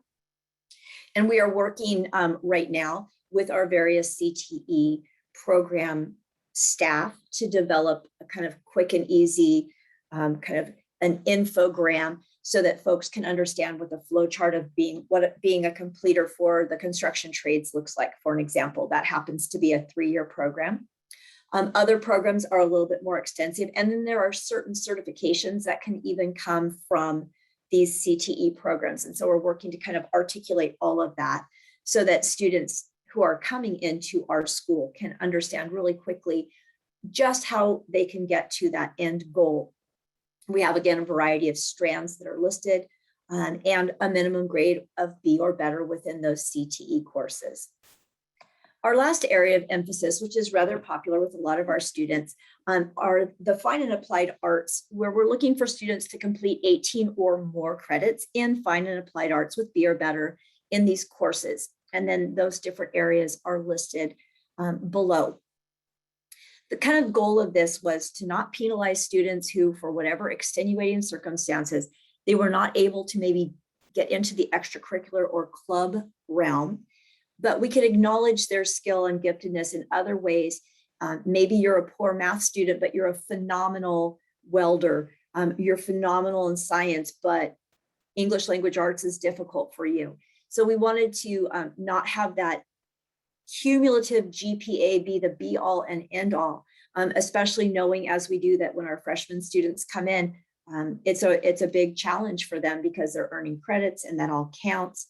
And for some of them, freshman year, first term is a big wake up call, and it can be a challenging time for them. Most of them get back on track, but we didn't want to have a term or two ruin the chances for a student to earn a diploma with emphasis. Okay, I've talked for way too long, so I'm going to stop talking now unless you have any questions that I can answer directly.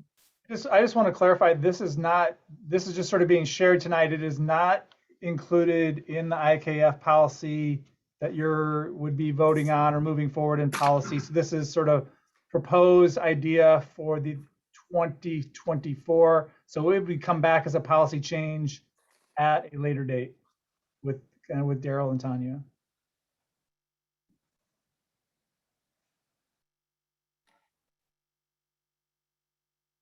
Is this going to be? Hey, Tanya, this is. Oh, sorry. Go ahead, Julie. Is this going to be permanent or just temporary?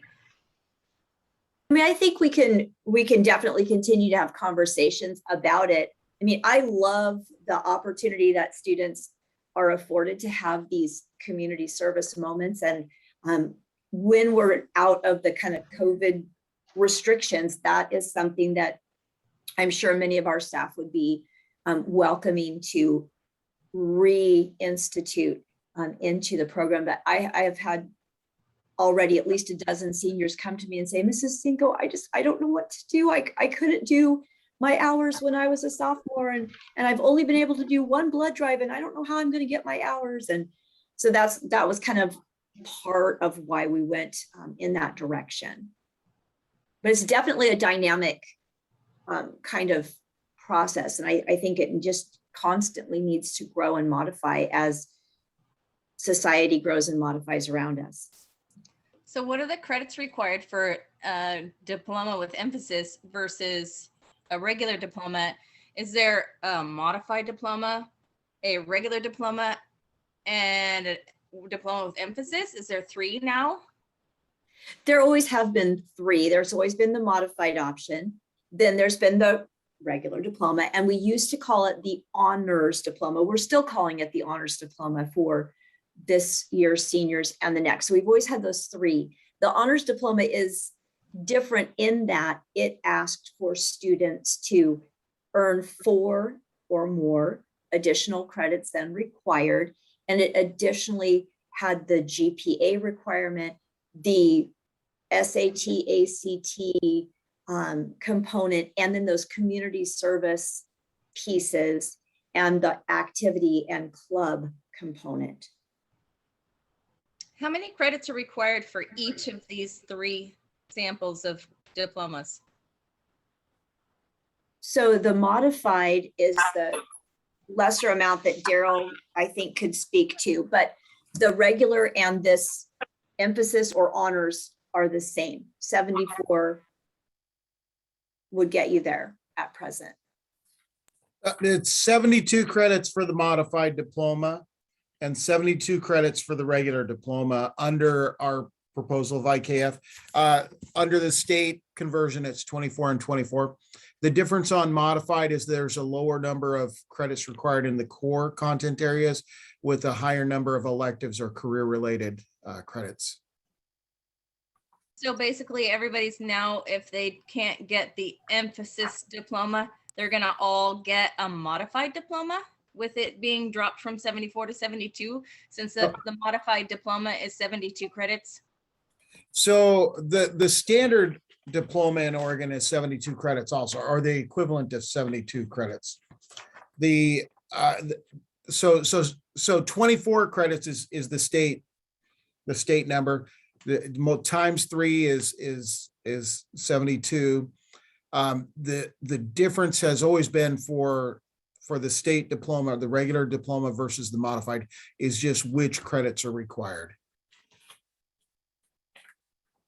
Clear as mud. A modified diploma, if you look at that language, is a documented history of an inability to maintain grade level achievement due to significant learning or instructional barriers. So typically this is a student most likely would have an individual educational program, an IEP to be working on, or they have a documented history of a medical condition that creates a barrier to achievement. So there's modified is typically for kids that have some kind of barrier to get a standardized diploma, a standard diploma. And there's another diploma where there is actually 4 called an extended diploma. That one requires you to be to take self-contained special education classes. So it's a pretty smaller group that would get an extended diploma. So, and the honors diploma, which is in place for this year and next year, is 78 credits. So it is a higher number than the standard diploma. For which one? That's for the honors diploma that we have in place for this year and next year. And Tanya, how many credits did you say they need to get for the diploma with emphasis?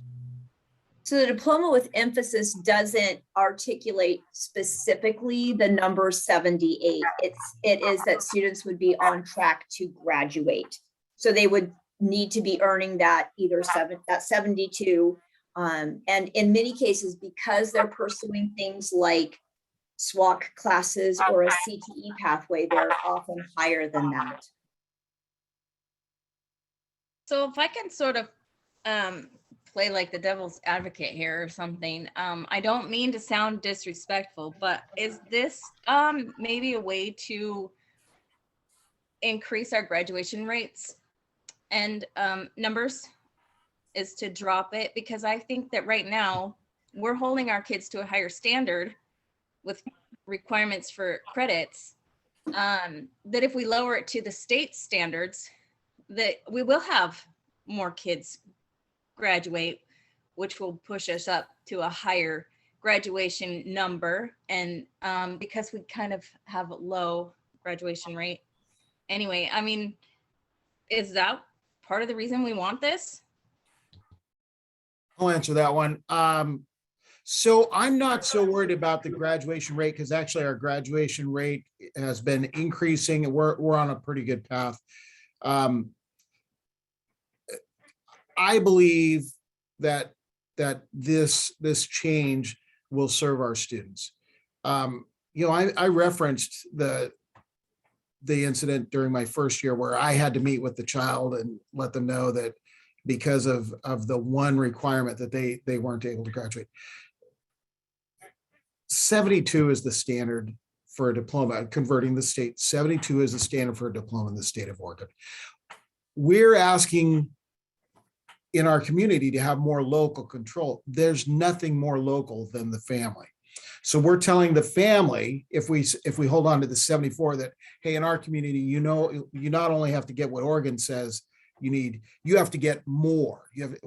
I believe that what the 72 does is it honors the families in allowing them to follow what they believe their children need to be doing during their later high school years. And in some cases, it's being in college for more of the day, because you're not going to be able to go to college full time and get the same number of credits as you would if you were here in person. It would be extremely difficult they still get an incredible number of credits, but we're talking a full-time college getting you an associate's degree in 2 years only gives you 30 high school credits. So you have to go beyond just 2 full years of getting all your credits as a freshman and sophomore, and beyond the standard associate's degree to get 74 credits. So 72 honors, families allowing that choice. Now let's talk about the realities of it. I mentioned that there's a gap between 61 credits and 72. And that gap tells a story because the students were sprinkled throughout there, but something happens when students don't see this additional diploma as attainable. And that is that they exercise their freedom to choose by choosing a different path, because there's no other school in the community that's requiring 74 credits. And if they see, holy crud, if I go to Marshfield or Winter Lakes, this is more attainable, we lose them. When they're in that category where they really have to strive to get that 72, us requiring 74 pushes them out the door. And so we lose those kids. We lose the opportunity to have influence on, maybe, maybe they're doing better at Winter Lakes. Maybe they're doing better at Marshfield. I mean, I'm sure the principals at those schools would say they are, but I kind of believe that our teachers are the best teachers in the area. I believe in parents having the opportunity to choose, but we've got amazing teachers here. And I think the best place for North Bend High School students is at North Bend High School, even if they're students who are struggling, even if they're struggling because they were total yahoos during their freshman and sophomore year and got a little behind. I think being here, working with our staff to get their 72 credits is what's really going to help them prepare for life, because we're not teaching them you can quit and pick an easier path. We're teaching them you can strive and succeed in the goal. As I mentioned before, it's around 10% of the kids that are impacted by this, that are in these ranges. The vast majority of our kids get far more than even the 74 credits. But the 72 number is attainable for kids who've struggled. It allows for us to compete with Winter Lakes, to say, yeah, you got behind, but you're not going to get it any easier at Winter Lakes. You still have to get 72 credits there, just like you would here. So this is going to kind of just only be for a small percentage of students, but be applied to everybody. Well, the diploma standard, I mean, you have to have one diploma standard for your general diploma. So you get to pick it. We've got the honors diploma, and we have our standard diploma, and we have our modified diploma. Honestly, there's a small number of kids who only, like I said, there's only 10% of our kids who benefit from the diploma being 72 credits as opposed to 74 credits. But that 10% of the kids are our kids. They're If you take a 7-period day, if you take we have a high school 7-period day, and you take that for 4 years, our kids can earn 84 credits. So most of our kids are on that track of round. If you go to school 4 years, 7 periods of each year, you're going to earn 84 credits. You only need 72 to graduate. Well, and even in our case, 74 to graduate. So we're really changing this from 74 to 72, which is a couple of trimesters, not really even a full course. It's 2 trimesters of some additional classes that the board, previous school boards, previous administration have added on. But yeah, 84 is still, like, a lot of our kids earn upwards of 80 some credits. I think the record I'm looking at from last year is 103. Some exceed that.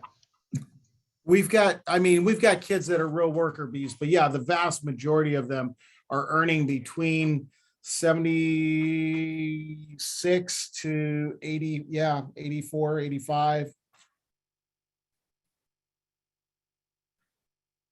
And a lot of the teachers are all on board with all of this?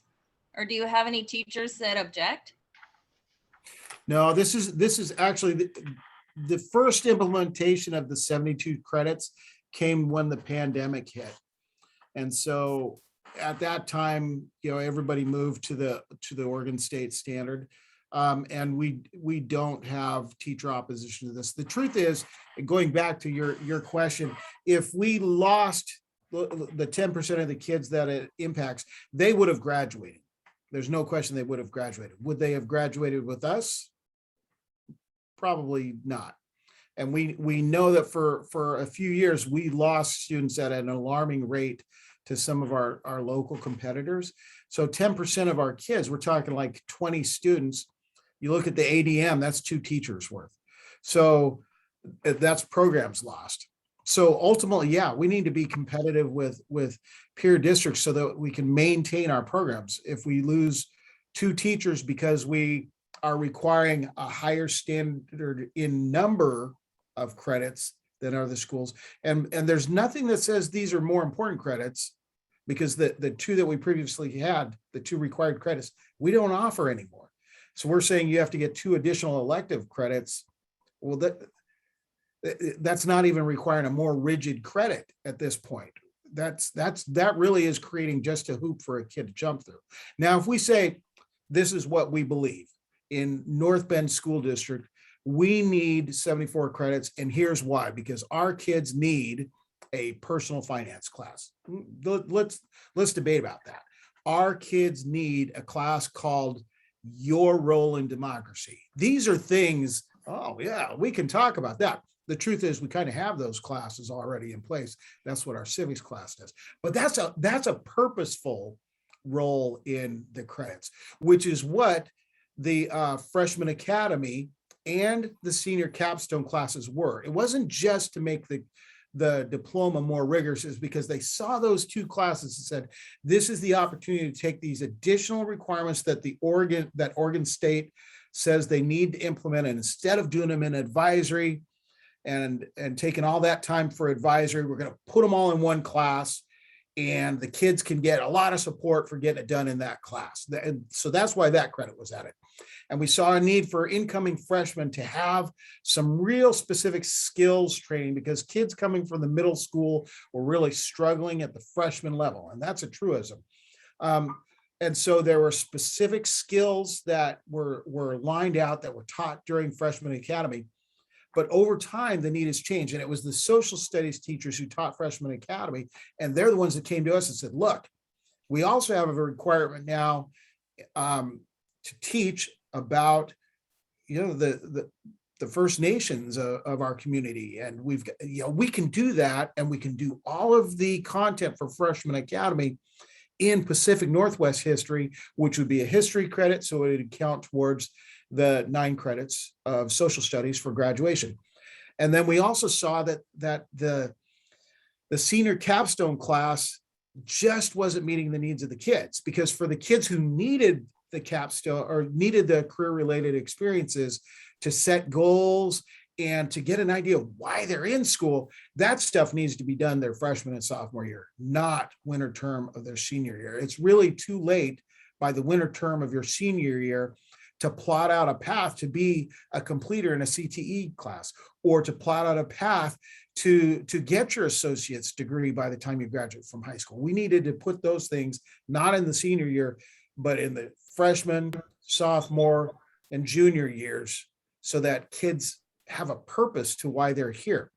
So really, it's the classes that were going away and the extra 2 credits attached to those classes needed to go away. And so that was just a convenient time to say also, hey, how about the number of credits? We've lost a number of kids because it's more, they hit that point where, okay, I'm on the skin of my teeth. And if I go to another institution in the community, it's going to be a heck of a lot easier. And we lost kids for that very purpose. And those were our kids we lost. And I'm happy they got their diploma, but I wish I could have handed them their diploma. Well, that makes sense. I was just wondering why. I love the fact that you've got these questions. These are exactly the kind of questions that we need. And I'm sorry to everybody for making this meeting so long. Yeah, no, I'm sorry for dragging out more questions. This is what board policy changes should look like, is we should really duke it out over it, because this is what guides your children's education. Thank you for being willing to ask challenging questions.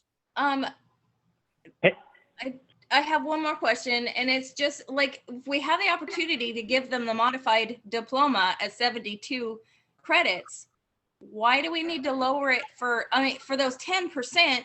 What Yeah. we already have an opportunity to get the modified diploma. What's up with what is the issue there? I don't understand.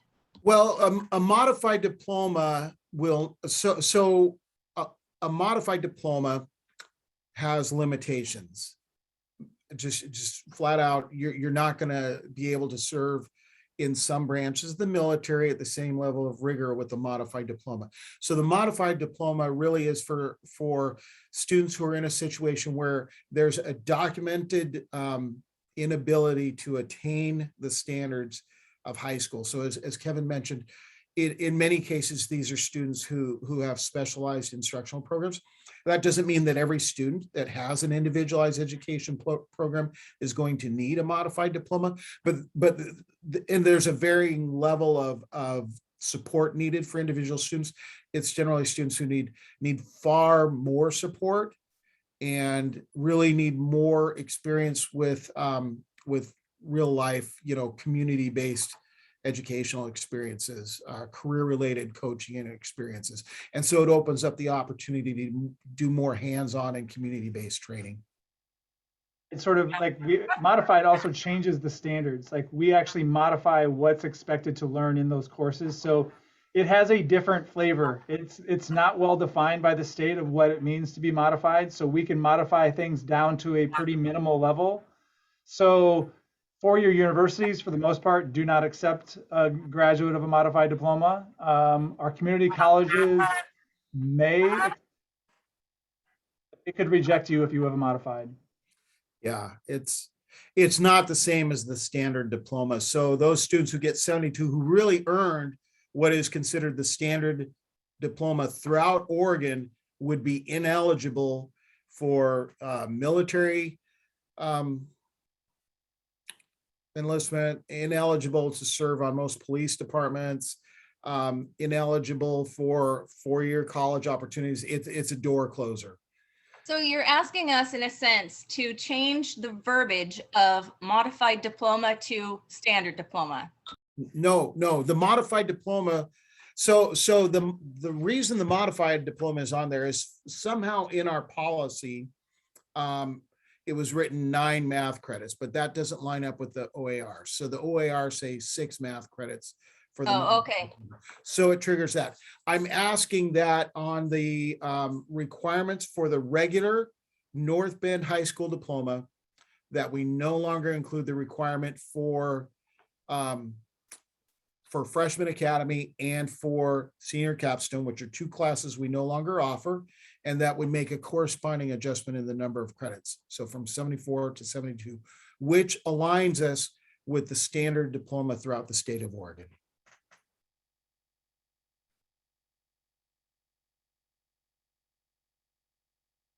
There's things that they share are going to be brought back later.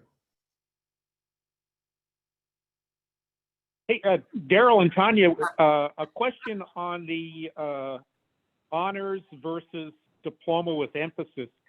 If you were to estimate the graduating class, how many would currently get an honors diploma and how many would get this new diploma with emphasis?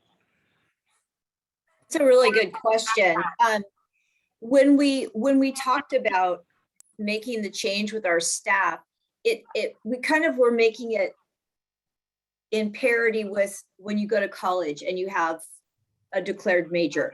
You have your bachelor's degree in, so this is like a high school diploma with a specialization in, rather than saying it's honors, because when you say honors in the post-secondary land, it's a completely different college level, it's completely different coursework.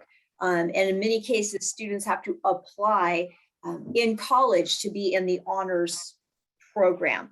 And so we wanted to make it something that would allow a student to highlight the areas that they focused upon in high school in their applications for jobs or colleges or so forth. It's really just more of a kind of a name change than it is a concept change for us. We had, I think, 67 students last year who had an honors diploma, and I would guess it's going to be a similar number this year. I don't think that the change in the future is going to necessarily preclude or promote students into pursuing that path. Okay, so how many, if there were 67 with honors, how many would graduate under the new, this new diploma with emphasis? Would it be, my guess is it would be more than 67. It might be a little bit more, but my assumption is it'd be pretty close, because you're having to really focus in on that area, and the B or better, that's largely where students are anyway. They're pursuing that track because it's an area of strength for them already. So the bottom grade level is not something that is being necessarily lowered, and it's not something that we wanted to design to try to get more people to take or to deter people. We just kind of wanted to change its complexion so it didn't seem quite so convoluted, and just to kind of eliminate, at least for the time being, those extracurricular type things that students just aren't really able to do right now. Okay.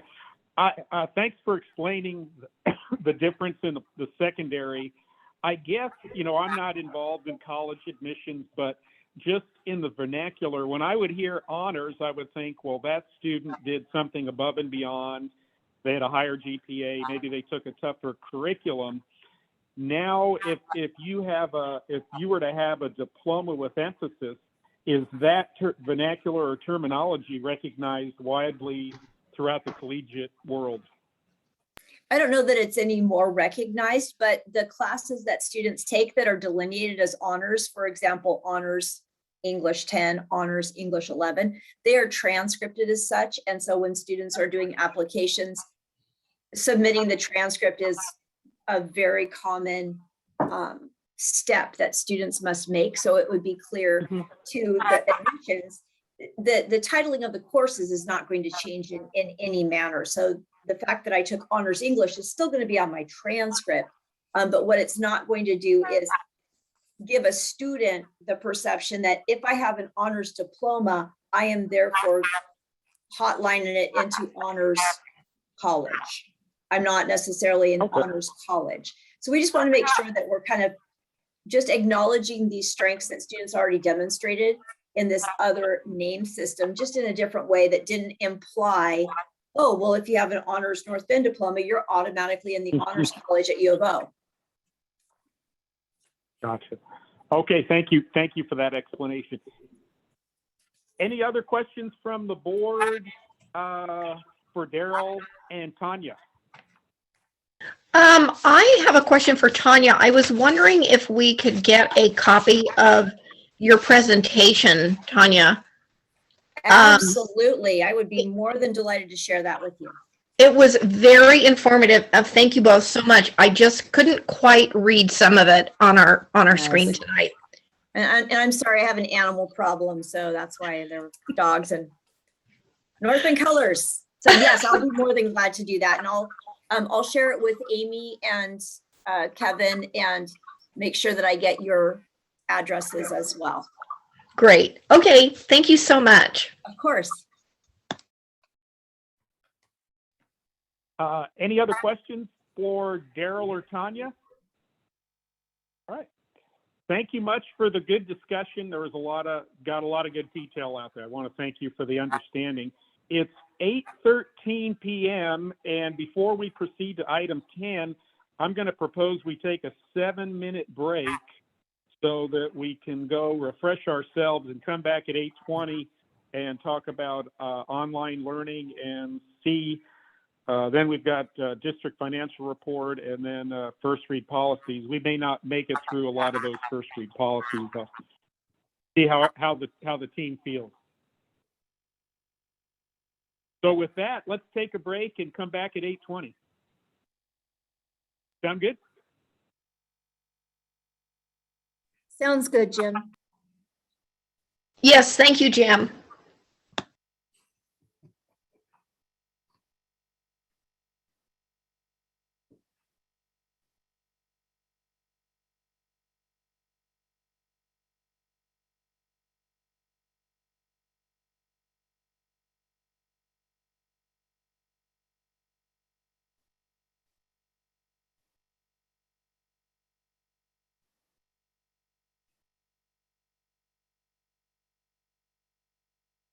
back. It's 8:20, and I'd like to get going again. Out of respect to everybody's time, I would like to be signed off wherever we finish up by 8:45 tonight, if that's okay with everybody. And we'll just have to add whatever's left to the next agenda. That's fine with me. Okay, there's one approved there. Good. Yep, second that. Yeah, I'll with third respect, that. everyone's got to work. Thank you, Christina. We'll get going. Me too. All right. Well, let's say all in favor. Then I heard a second. Let's say aye. Aye. Aye. Aye. Aye. Okay. All right. Thanks. Wait a minute, Thanks, wait a folks. minute. This is Amy here. I need to, what are you guys moving to, and what was the first and second? The motion is, Amy, out of respect to people's time and finishing, people working tomorrow, we're gonna be done and dusted by 8:45. And who was the first and second on that? I think I I was was the first. first. I think Steve was second. Yeah, I second it. Steve was Julie second. was Okay. first, Steve was second. Yes. And Christina was a third. Got it. Okay. All right. I just had to throw that in there. Sorry. Thank you. All With right. emphasis. Item 10, online learning option, South Coast Educational Service District, presented by Tiffany Rush and Bruce Martin. Take it away.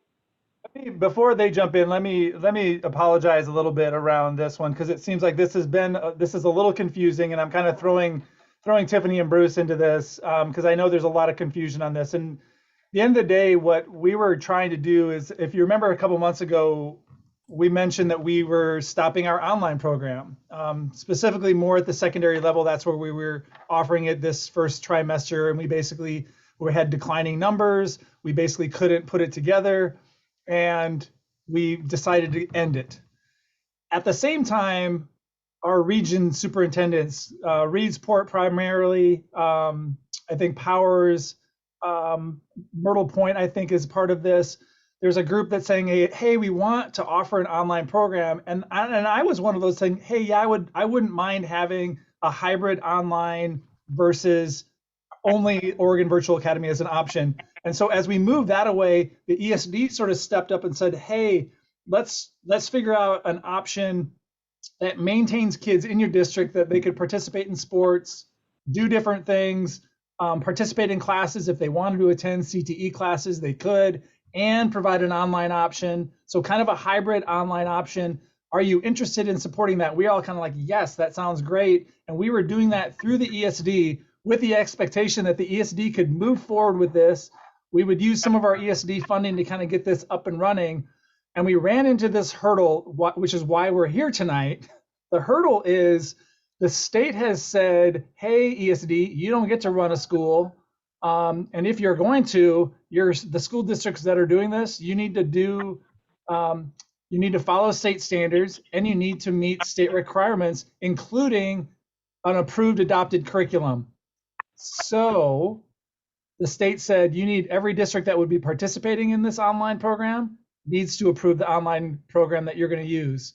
That is what we're here today to give you a little bit more information. So I'll turn this over to Tiffany and Bruce, knowing that you might want more information about this. We don't need to make any decision today.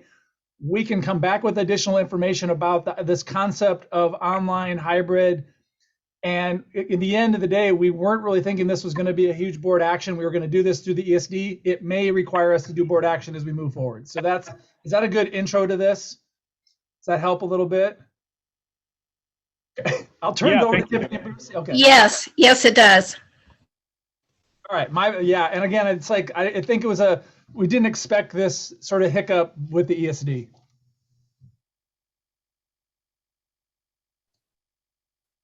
What do you want to do? Go ahead, Tiffany. All right.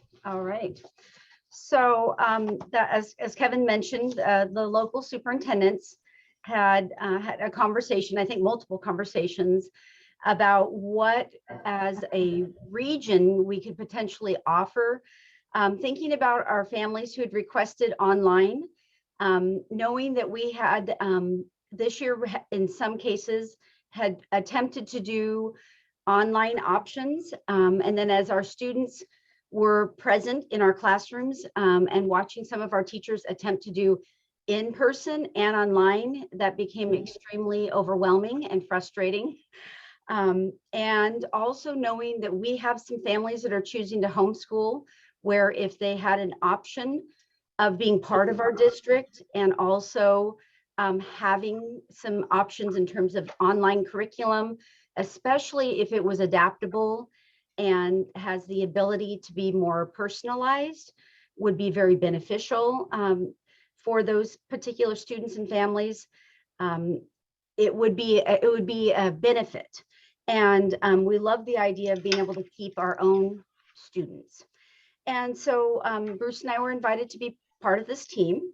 And a gentleman out of, I believe, Willamette ESD led this group. And there were some representatives from a variety of districts on the South Coast. And we ended up whittling down to 5 major online programs. And we agreed that it didn't have to be a K-12 program. We might use one thing for elementary and one thing for secondary. Although where we landed with Accelerated Ed, it is a K-12 program. We wanted options like either dual credit, or actually in this particular case, we ended up with AP courses. We wanted some options around CTE, online options around CTE, elective and core classes. And it was amazing, actually, the variety of options that were available. And so we spent some time digging deep into those, building some questions, spending quite a bit of time going through and interviewing. They were given a list of questions ahead of time. We interviewed each of the groups. They brought more information back to us. And then ultimately following up and as a group, looking at each other's information, we were keeping charts. And then ultimately we decided on accelerated education. And there's actually a variety of things we really liked about it. It allows for some accommodations for students who might learn differently. We will still have special education requirements, and our special education teachers will still be meeting those requirements, but it allows the online options to serve those students around their particular needs. And students do have the option of taking up to 6 online courses at a time, or they could do some in person and some online. So there's definitely a flexibility of being having some hybrid options. And as Kevin mentioned, also the option of still taking like sports or clubs activities, credit recovery. There's just a variety of options. World languages, it provides us an opportunity to provide some world languages we're not able to provide. As Tanya mentioned, right now we have Spanish live, but it offers some other world languages we may not be able to provide based on not getting staffing. And then I think another key piece is it doesn't pull on our staff. They would be hiring staff to meet these needs to manage this online program. So that is another huge benefit. And we're partnering with our local districts to help with that piece. So we're just here to help explain the curricular parts of this. And Bruce, are there other things I'm missing before we see if there are particular questions? No, I think those are the main things. The real avenue is the blended learning component, allowing kids to still be part of the brick and mortar schools for portions of the day and part of the online learning. Something we've talked about for a long time, accessing those programs that's appropriate with them and engaging some of the disenfranchised patrons, maybe the homeschool people that are looking for something out there that they have a little more control over. And I think this would offer some of those options.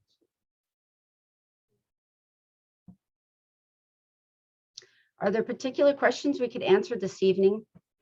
When are we trying to start this? And when's the potential start date for this? Is next school year? Well, the discussion originally was February. And then it's like, well, maybe we could do some kind of piloting March to get a sense of starting with a small group, potentially if we could just find like a part-time secondary teacher who would oversee the secondary side. That's the other beauty, is we don't necessarily have to have a teacher for math and a teacher for English, because this program can actually provide licensed teachers that would qualify for Oregon. So we just need someone to oversee those particular pieces.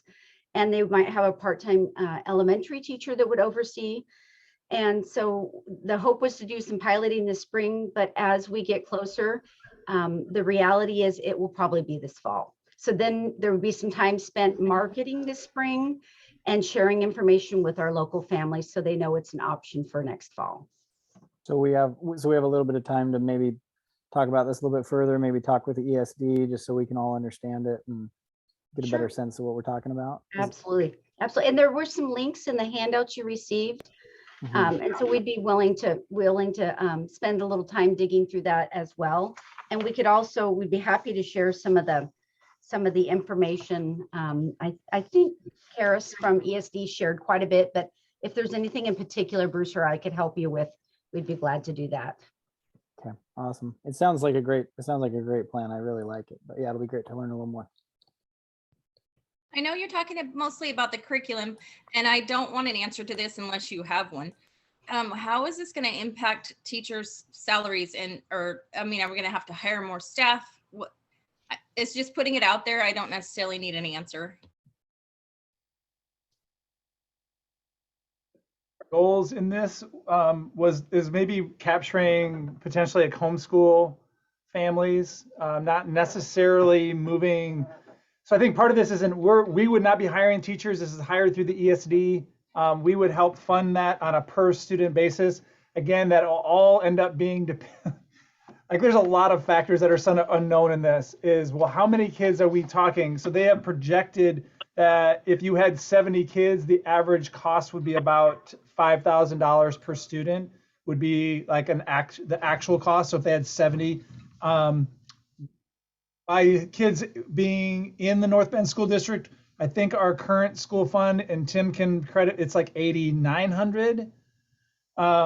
So we get more money than this program would cost for them to do the online section. Part of the expectation is hybrid, so kids are participating in some courses on campus, potentially, whether it be a music class or they're participating in sports, or there's a bit of unknown, I think, Julie, to this, that we're basically saying is we're interested in this. If we think this is something we should be offering in this day and age. Individually, districts our size and smaller are struggling with teachers to be committed to teaching online and a bunch of other things. So this is a way for our own staff to not have to do any online school. Someone else will do that portion. And then if you want to take an English class, Honors English 9 or Honors English 10, you can come to North Bend High School and take that class. So that is what we're trying to do. And I know there's a lot of uncertainty in this, and part of this, the cost will vary depending on how many kids participate. The initial startup cost, they're estimating that just sort of software, equipment, some supplies is about $150,000 spread across 1, 2, 3, 4, 5, 6, 7 districts, plus adding some staff, like one teacher that would teach K-5, one teacher teaching all high school, a little bit of classified support, and administrative oversight. Total costs, if they would have started in January, the total cost they were estimating was about $350,000 spread across multiple districts based on and again, we don't have kids signed up, so they're basing the initial cost as startup costs on what's our average enrollment without Oregon Virtual Academy. So our cost, if we started today without any kids enrolled, just to sort of get the program up and running, get some teachers, would be like $150,000. Not out of general fund. We have money at the ESD that we can utilize. So we hadn't brought this forward to the board to kind of move forward, partly because I think we had heard that there is some interest in offering an online program, and we can't really figure out how to do it internally. So it's sort of again, we don't have to continue with this.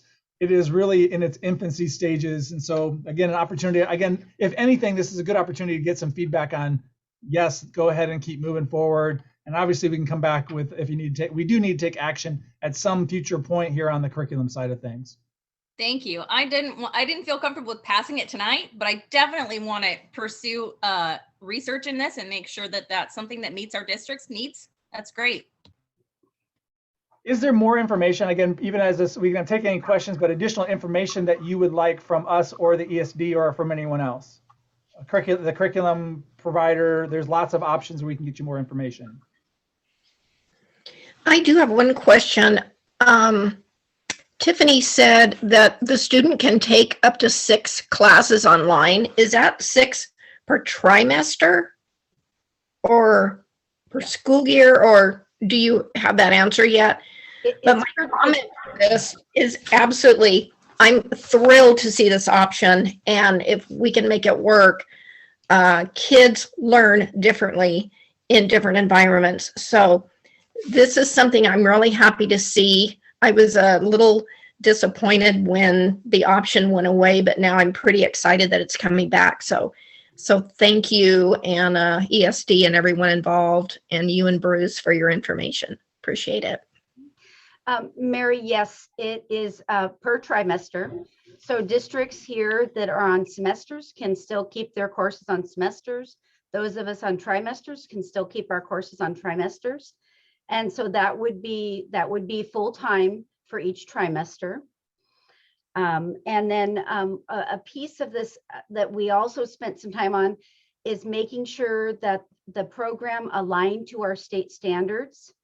So it met that state criteria. And so part of bringing this particular request to you was the gal that is in charge of curriculum and instruction at the State Department wanted to make sure that each school board approved the curriculum that we were using, because typically around each of our major adoptions, our school board adopts that curriculum or gives the approval of that recommendation.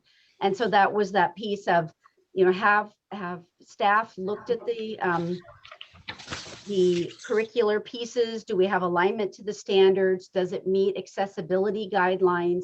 So all those different components, that's part of what Bruce and I did with that team, was to make sure it meets that criteria. Thank you. Sure. My only question is, just so you know, Tiffany, moving forward as we get more information, I absolutely love this idea. I think it's fantastic. My brother actually did this same thing in high school actually a while ago, and he was really successful with it. And so my questions are just when it comes to transferring the credits, making sure that everything transfers very smoothly would be one of my questions when it comes to the curriculum. So that way, if somebody decides to take one of the classes and then they decide to come back to school the next year, there's not this massive gap in what they're doing. And then that would probably be one of my biggest questions, just when it comes to the curriculum side of it. And then also timing wise, when it comes to the classes, are they teaching it, on a self-study kind of a basis? Is there a certain time that the class happens? So then that's going to screw up our schedule, because if they're taking, an elective class at the school, but the math online is at the same time as choir at the high school, just making sure we don't have issues with that. And then lastly would just be, if some kids really want to do an online class or something like that, could they do it actually at the library or something like that at the school? Because they might have a transition and it wouldn't make sense for them to run home, take the class, go back to the school, just those things are probably just the main things on my mind, but I'm sure that you guys have already answered that with all the noddings with Bruce and Tiffany. And so Talked about it. We may not have answered. Okay, and we can talk about it later. It's fine.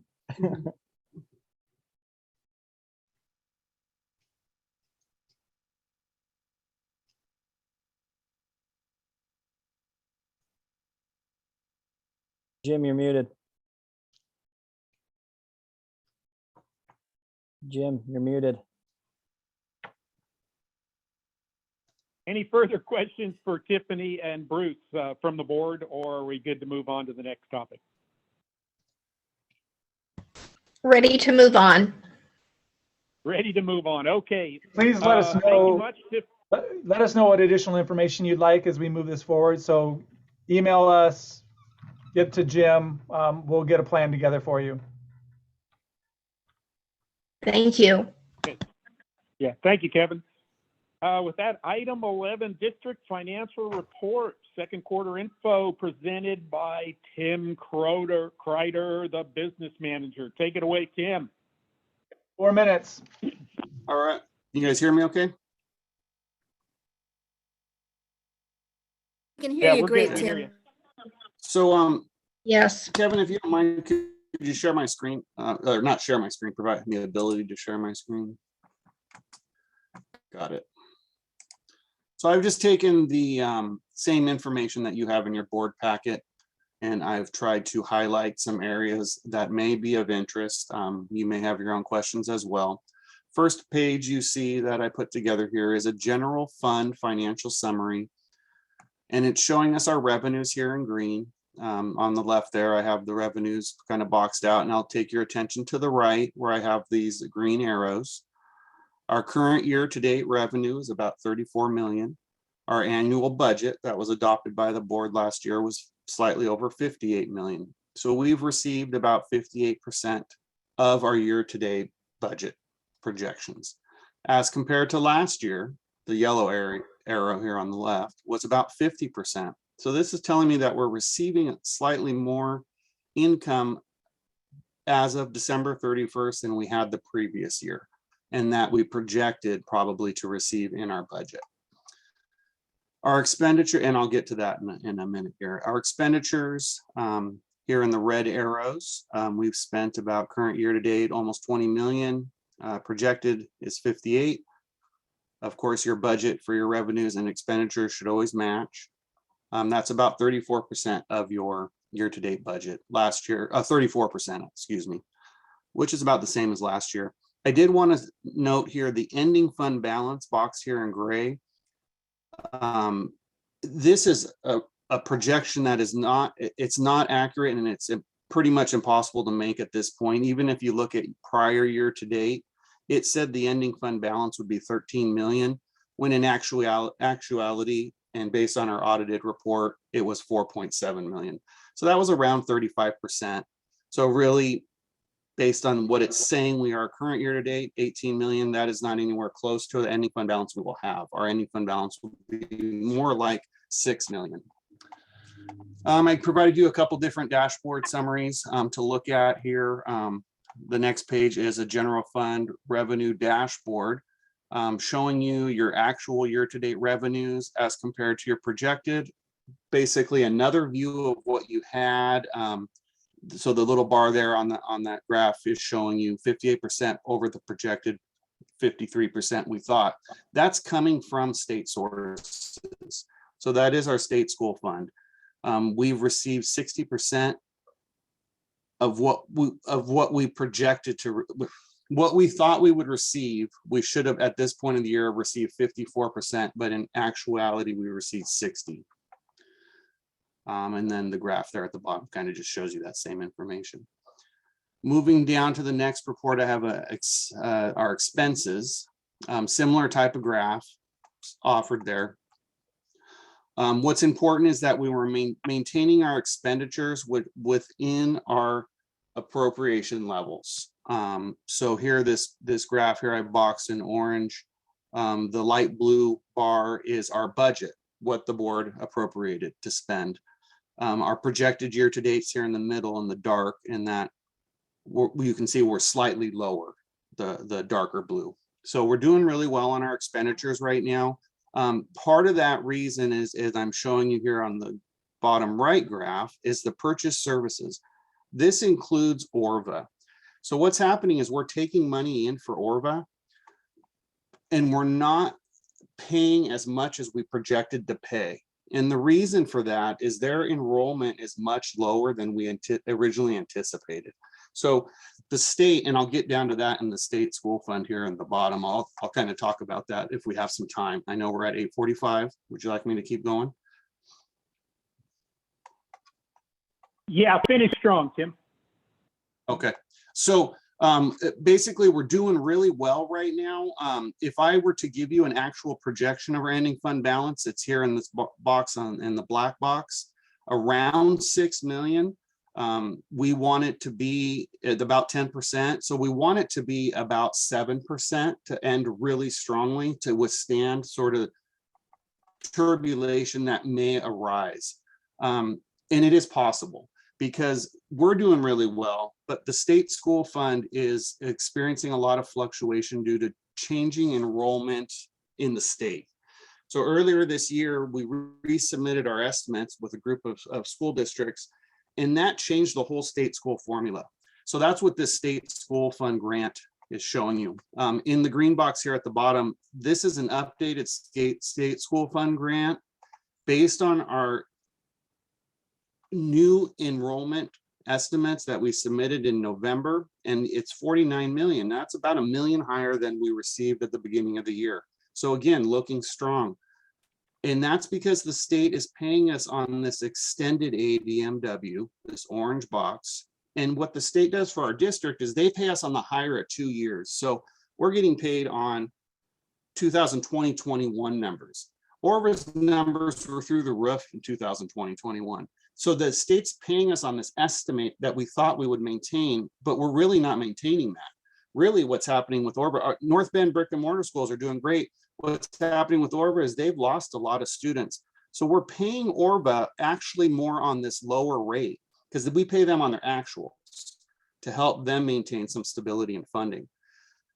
So, and I know I'm throwing a lot out here, so you guys might have a ton of questions, just bring them to my attention later. Next year, this higher extended ADMW that we're getting paid on now, the 6,137 kids, that drops off. We're going to get paid on either 21-22 or 22-23 extended ADMW. If I take that number and plug it in where our current ADMW is, you can see that our ending state school fund grant is at 36 million, not 49 million. So we're essentially what I'm trying to say is we're taking in extra revenue that we have to figure out somehow the state's going to want it back, that we don't get to keep all that extra revenue, right? So we're paying Orva this money. We have this extra money that's not reflected in our ending fund balance right now. I met with ODE, head of school finance in ODE, along with my business team, Marina Wright and Anna Bergmeyer. He couldn't even put his finger on what exactly is going to happen. We're one of about 12 districts in the state that are going to be affected this way because of declining enrollment in your virtual charter school. So there's going to be money that's going to be paid back. He's trying to figure out how to do that without affecting districts in a negative way. There's a Senate bill around this that could help us a little bit. The bottom line is we're being conservative with what we're calling that ending fund balance, what we're going to do with it. If we have extra money right now, we're not allocating it to something quite yet until we can give you a more precise number, because we want to maintain our current levels of staffing. We want to maintain our current levels of student services, even if funding drops next year. And I believe we can easily do that under our current plans. The state is going to be really frustrated. They do not like districts overestimating like this. I'm guessing at some point we're going to get a nasty gram from them saying you need to do a better job of estimating your enrollment. It's not us. Our estimate, we're 30 kids greater than what we projected. So we did a pretty good job of estimating. Orva did a terrible job of estimating. And again, I think it's challenging in the pandemic. So they'll understand, but I think they'd rather do this because they're going to get money back and then they'll spread it out. So districts across, including us, will get more money per kid at a future date. So we will get a one-time adjustment that we come back every so often. We come back and you'll say, hey, the state gave us more money. It's one time because you won't get the same amount next year. But that's a better problem to have than having less money. So we're just the ones getting overpaid right now. Yeah, and Orva was really high. So, they tried to do the best they could with their projections. They just dropped off considerably this year. They are 1,200, 1,300 kids short of what we thought they'd be. But we can withstand it. We're strong. We're sitting strong.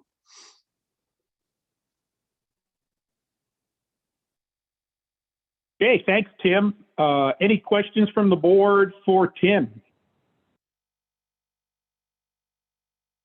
All right. Hey, thanks for the good report, Tim. Given the time, let's go ahead and the policies, item 12, we'll defer that to the next board meeting.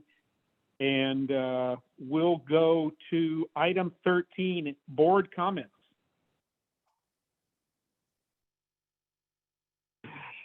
Item 14. Oh, go ahead. There was a comment? Nope. Okay.